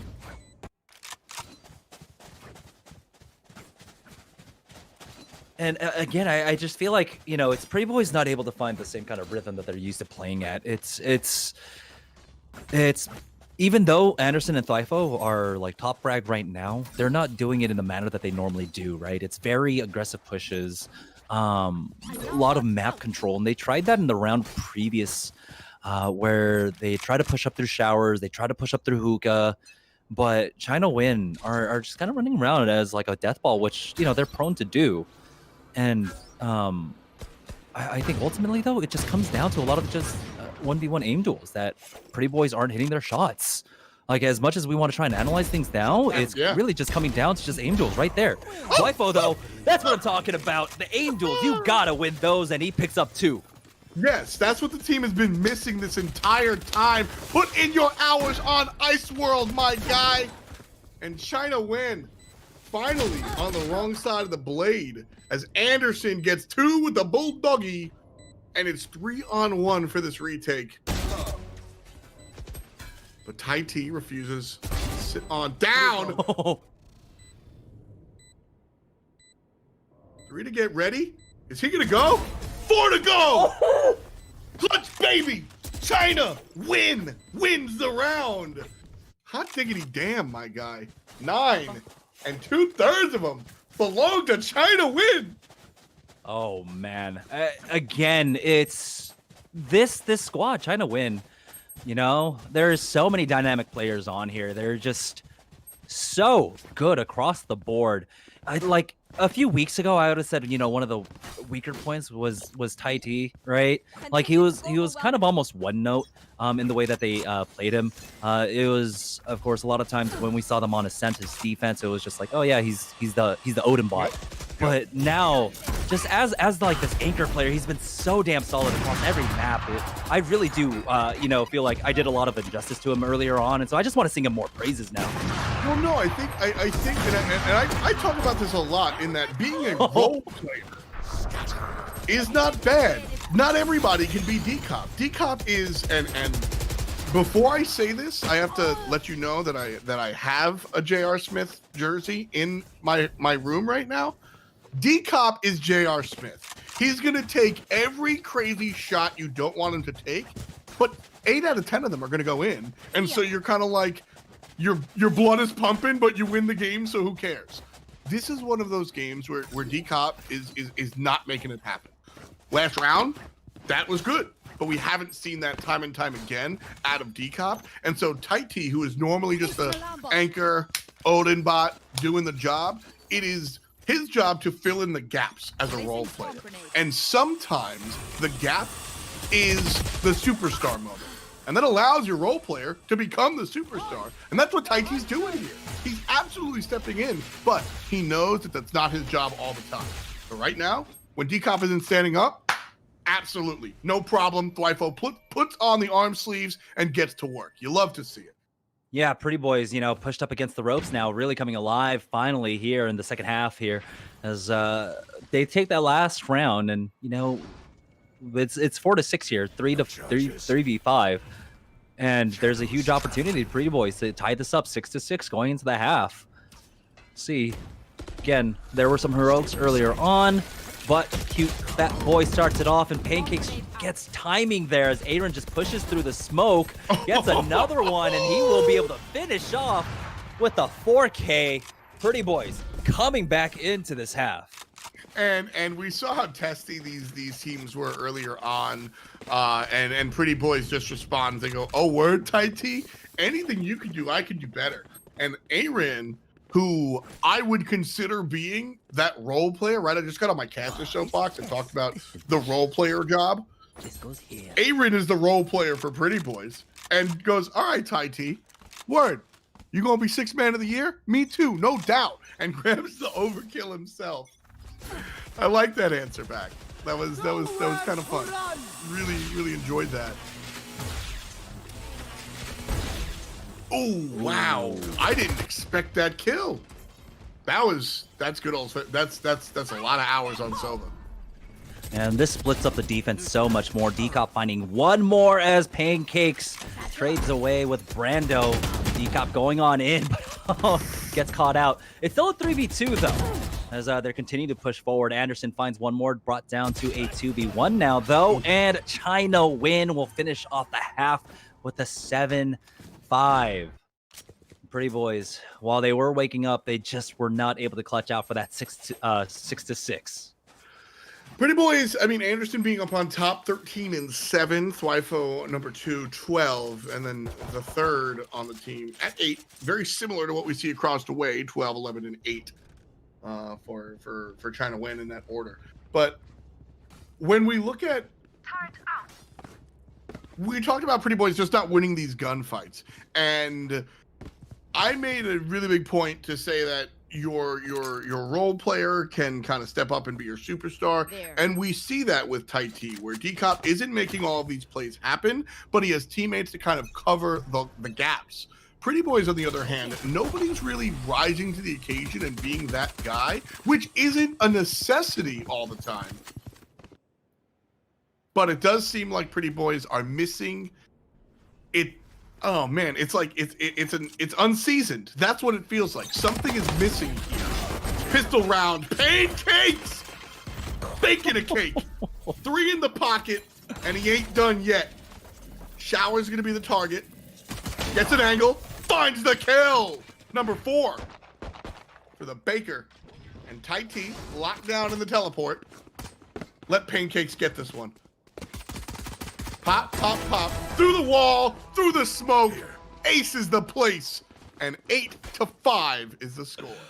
Oh, you gotta respect that. Decop even, you know, keeping his knife out. He's like, all right, I body block for you. It's all you at this point.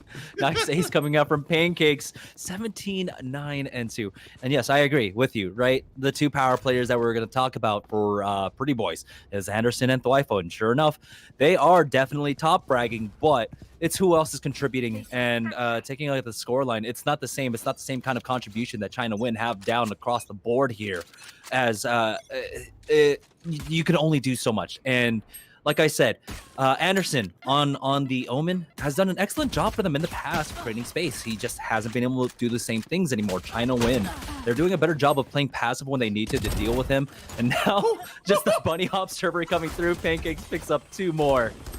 Pancakes has become just so much fun to watch.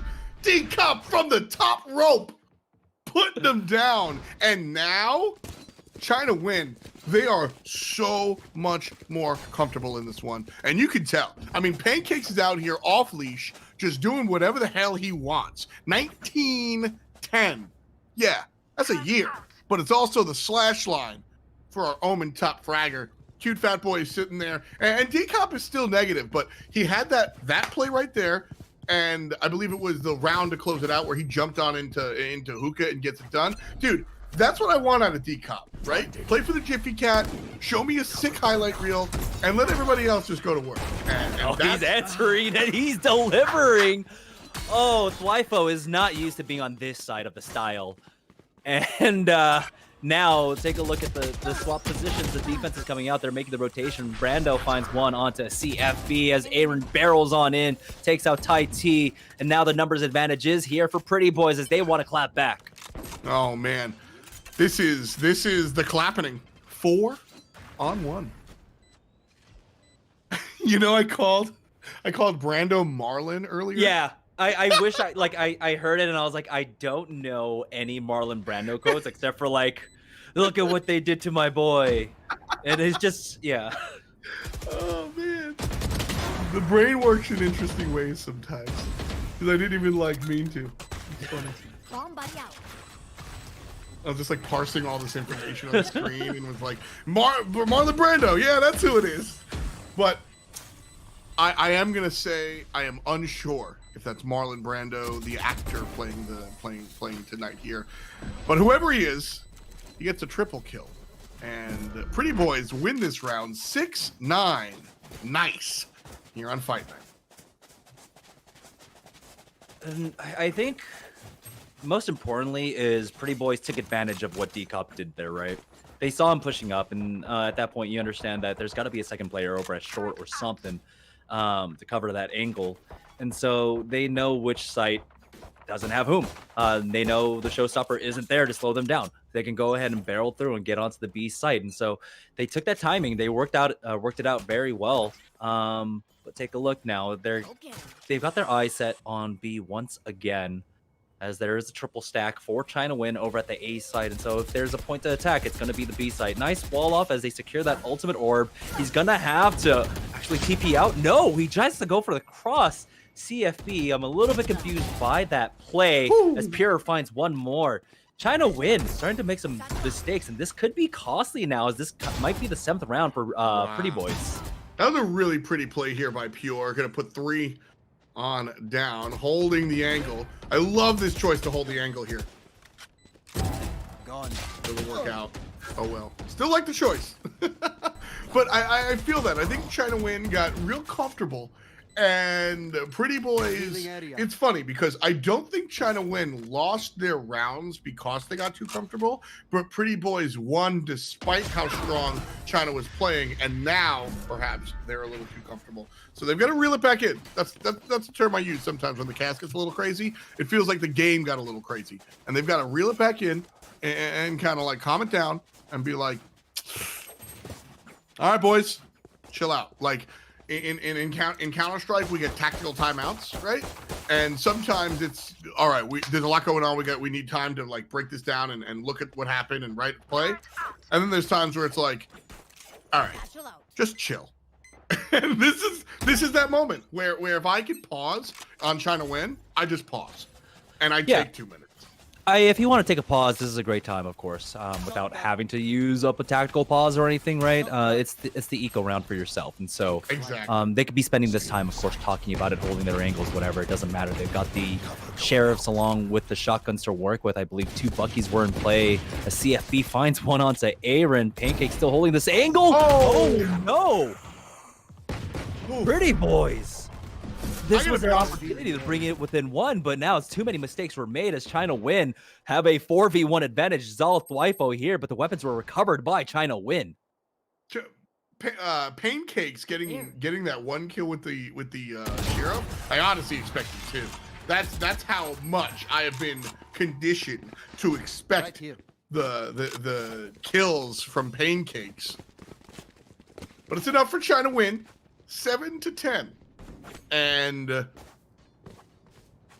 this is where I get concerned. Double digits is largely a mental sign, like a mental post in the mud, but it's a big one for me.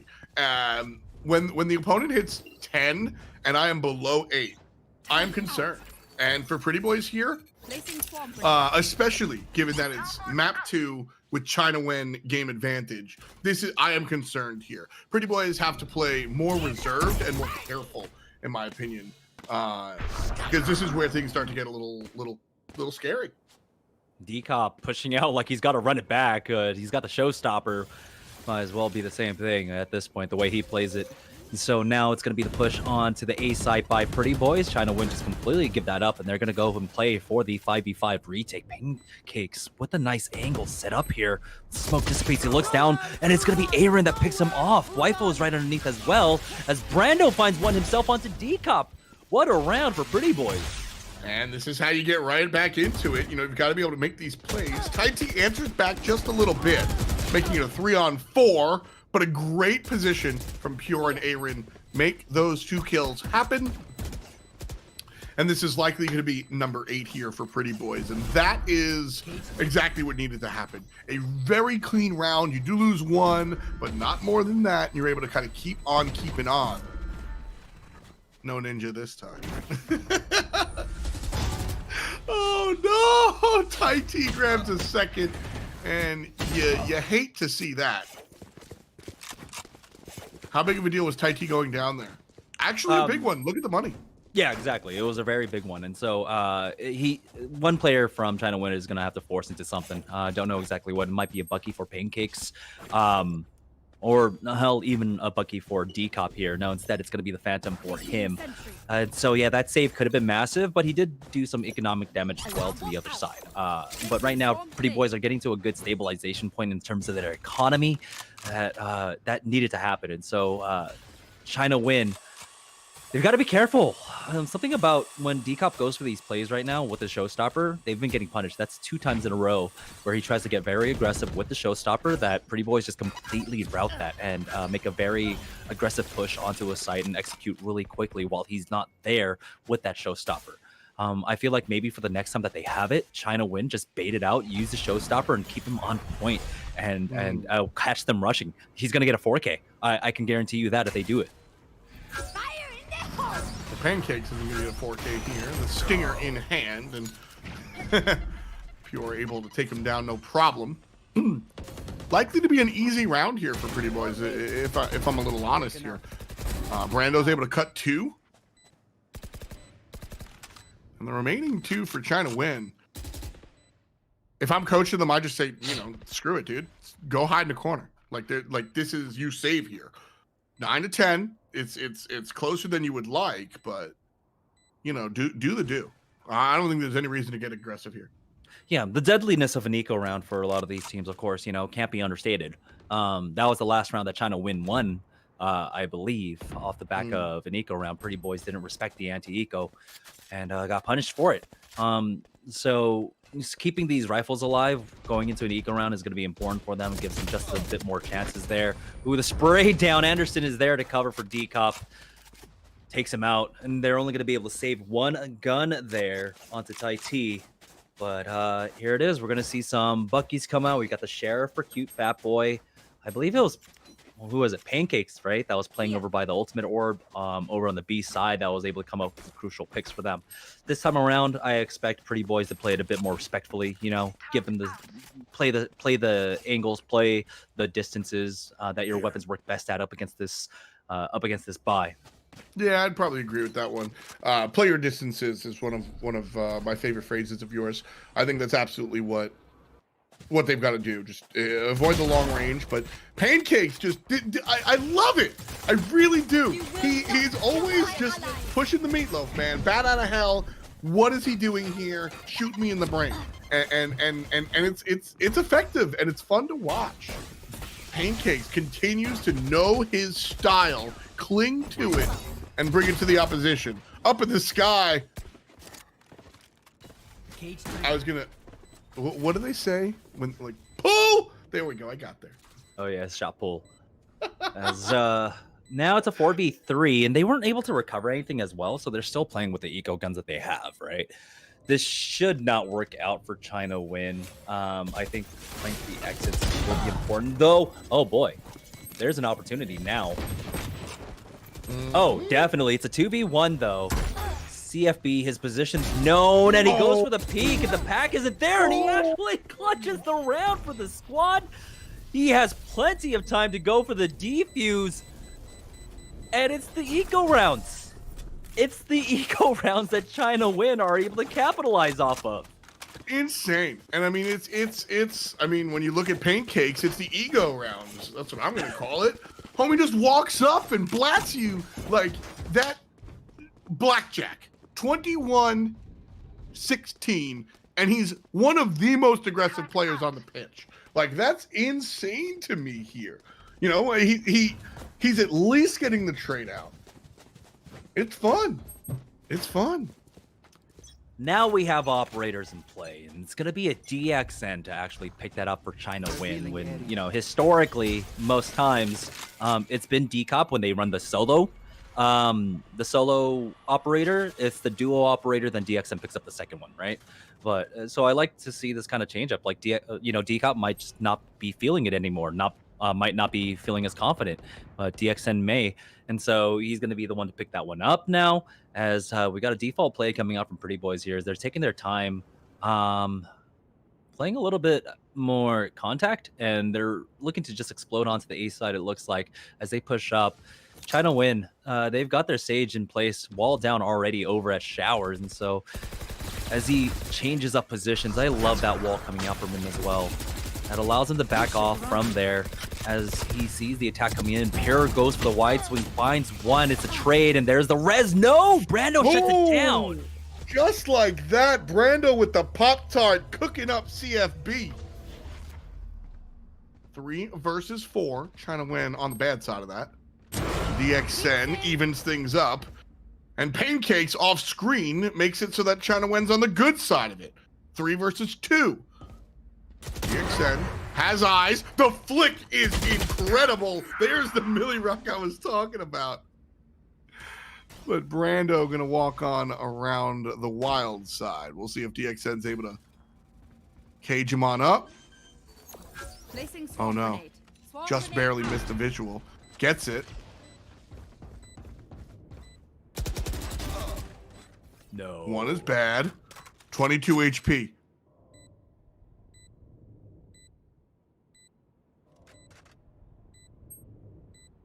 Gets the flank. Looking around. Player pulls out the gun. And there it is. Brando with the 4-piece, clutching it out. These have been big Mamba moments. Like, these teams are asking a lot on these clutches. And they are receiving. Yeah, that, oh my goodness. I was gonna say, you know, the wall off coming out from the Sage, right, to try and back off opposition. We're seeing teams play for the retakes off, and that's what that wall off is for. For him to back away, try to get up to heaven or something, back off onto CT, or excuse me, defender spawn, and reposition, as he looked a little bit caught off guard as the execute was coming out, but he had to hold his ground, so the timing just didn't work out for him. Oh man, Pancakes getting punished there. Pretty Boyz now on the verge of tying things up. It's a 5v4 in this round, as Fat Boy dodging a lot of that damage. Oh, decop. I know exactly. I think a lot of the Jet players have walked away from the, like, you know, fly high shotgun guy, and decop not only does it on the Jet, but also continues to do so on the Raze by himself. Going to be able to get one. Turns around, nobody. Tosses out the nade to the left-hand side, looks around, gets the kill, but trades out instantaneously. 11 all aboard. Ooh, dangerous spot to be in, as now tied up 11-11. ChinaNguyen looking to close out this best of 3, but Pretty Boyz still have some fight left in them. This half has gone back and forth between both teams. Take a look at that. 2 rounds, 1-2, 1-2. Oh, this is one of those 1-2 steps that just it's been very hard to keep up with. Pretty Boyz winning rounds that they definitely should, losing rounds that they definitely shouldn't. As I think that's what's been keeping ChinaNguyen more in this than anything else at this point. As Pretty Boyz, if they had cleaned up their anti-eco rounds, this could have already been a 1 map for them. We could have already been into a map number 3. I mean, it's been, and the funny thing is that, like, I don't even want to call it sloppy. Pretty Boyz were missing some of their shots earlier on, but it hasn't been sloppy play. It's just been, they've been letting it slip, you know what I mean? And a little bit rough here. Pretty Boyz, though, trying to keep themselves alive. China Nguyen have the game advantage, and this is only a best of 3. DXN playing like he wants it to end right here, right now, a 2v2. Spike hasn't gone down yet, and so that buys them time. But China Nguyen, they haven't rotated Decop off, and there it is with the Spike plan. Decop will be running, and DXN with the lurk over here. By elbow gets that. It's going to be a 1v2. Now we'll see. Can Brando clutch this one out? They've got the showstopper used. He can use that to clear out elbow if he wants to, and I believe that's what he's going to do. Never mind, he goes ahead and throws that over to Octagon. Peeks on over to elbow. He gets taken out, Brando, but there's the second peak. DXN finishes him off with the 4K, and now China Nguyen are sitting on a match point. Oh man, tournament point. Well, this is day 2 of our fight night. If you're just joining us for the first time, hello and welcome. And boy, you've missed out. We run a 2-day event here, alternating weeks. And we even do college, believe it or not. But the in and out is that day 1, which is on Mondays. We take 4 teams and make them play 2 best of 3s. The winners that come out of that then play against each other on day 2. And then the winner of that goes up against the winner of the whole damn thing from the last time around. Pretty Boyz was that team, coached by none other than world champion Random Noob. And they found their way to sitting on top of the throne, and they really were not put to task at all. They had an easy time. China Nguyen here, though, on tournament point, without giving Pretty Boyz a map. It's been a long one here, as we're almost, tied up at 12, but Pretty Boyz, I would love to see a game 3. I'll be honest. I want to see them convert this, but China Nguyen have absolutely put their pedal to the metal. This has definitely been one of the most entertaining matches that we've had so far here at Fight Night. And I would love to see a third map, but I would also love to see China Nguyen just finish this one off, especially with the way that they've been doing it, the way they've been playing up against Pretty Boyz. Every team that Pretty Boyz have come up against here in Fight Night, they've walked through, they've plowed through, and this is the first time they've met resistance, and they met resistance in a big way. Decop here, he hasn't slowed down. He's been continuing to play this kind of pug style up against them, and they've made him respect that. There it is, the judge with the first pack out, and they're not going to go for a second peek. Never mind. Oh, easy. Like Sunday morning. 4 players up. Pretty Boyz have 2. Just 1 remains. China Nguyen have looked fantastic. Anderson's still alive, though. Able to grab 1, but that's all she wrote. Pretty Boyz, we knew ye well. Your new champions of the Fight Night Arena. China Nguyen. What a way to do it, especially up against this opponent, right? We got to see them styling on map number 1. We got to see Decop going with the high-flying aerial moves that we're kind of used to seeing on a jet. He's doing it, of course, with that raise, and he's continuing to pack on these highlights. There were some moments where, of course, China Nguyen, they struggled a little bit, but they were able to regain their composure and finish that one out, taking the 2-0 victory. I did not think I was going to be saying that tonight up against Pretty Boyz. Not at all. This is a strong team, and like I said, don't just take our word for it. We have our games. You can check out the VODs. Pretty Boyz were just so damn good, and this, I think, was a strong matchup. By the way, these are the bubble teams, so to speak, right? We see the top teams. We see the G2s. We see Hiko running out there with his squad, right? And then we talk about all these teams that are right on the cusp. And that's what Fight Night Arena has kind of like lended itself to becoming. This is the battleground of the bubble. And China Nguyen are a strong team, and they've proved it here by dethroning another strong team. Yeah, we didn't get to see them play against each other during the Pulse Arena Invitational because they were on opposite sides of the bracket. And so I'm looking forward to that 2 weeks from now. If we have, of course, so Pretty Boyz coming back as well, that would be great to see in 2 weeks, 2 weeks time from now when we have our next fight night. But yeah, what a great match.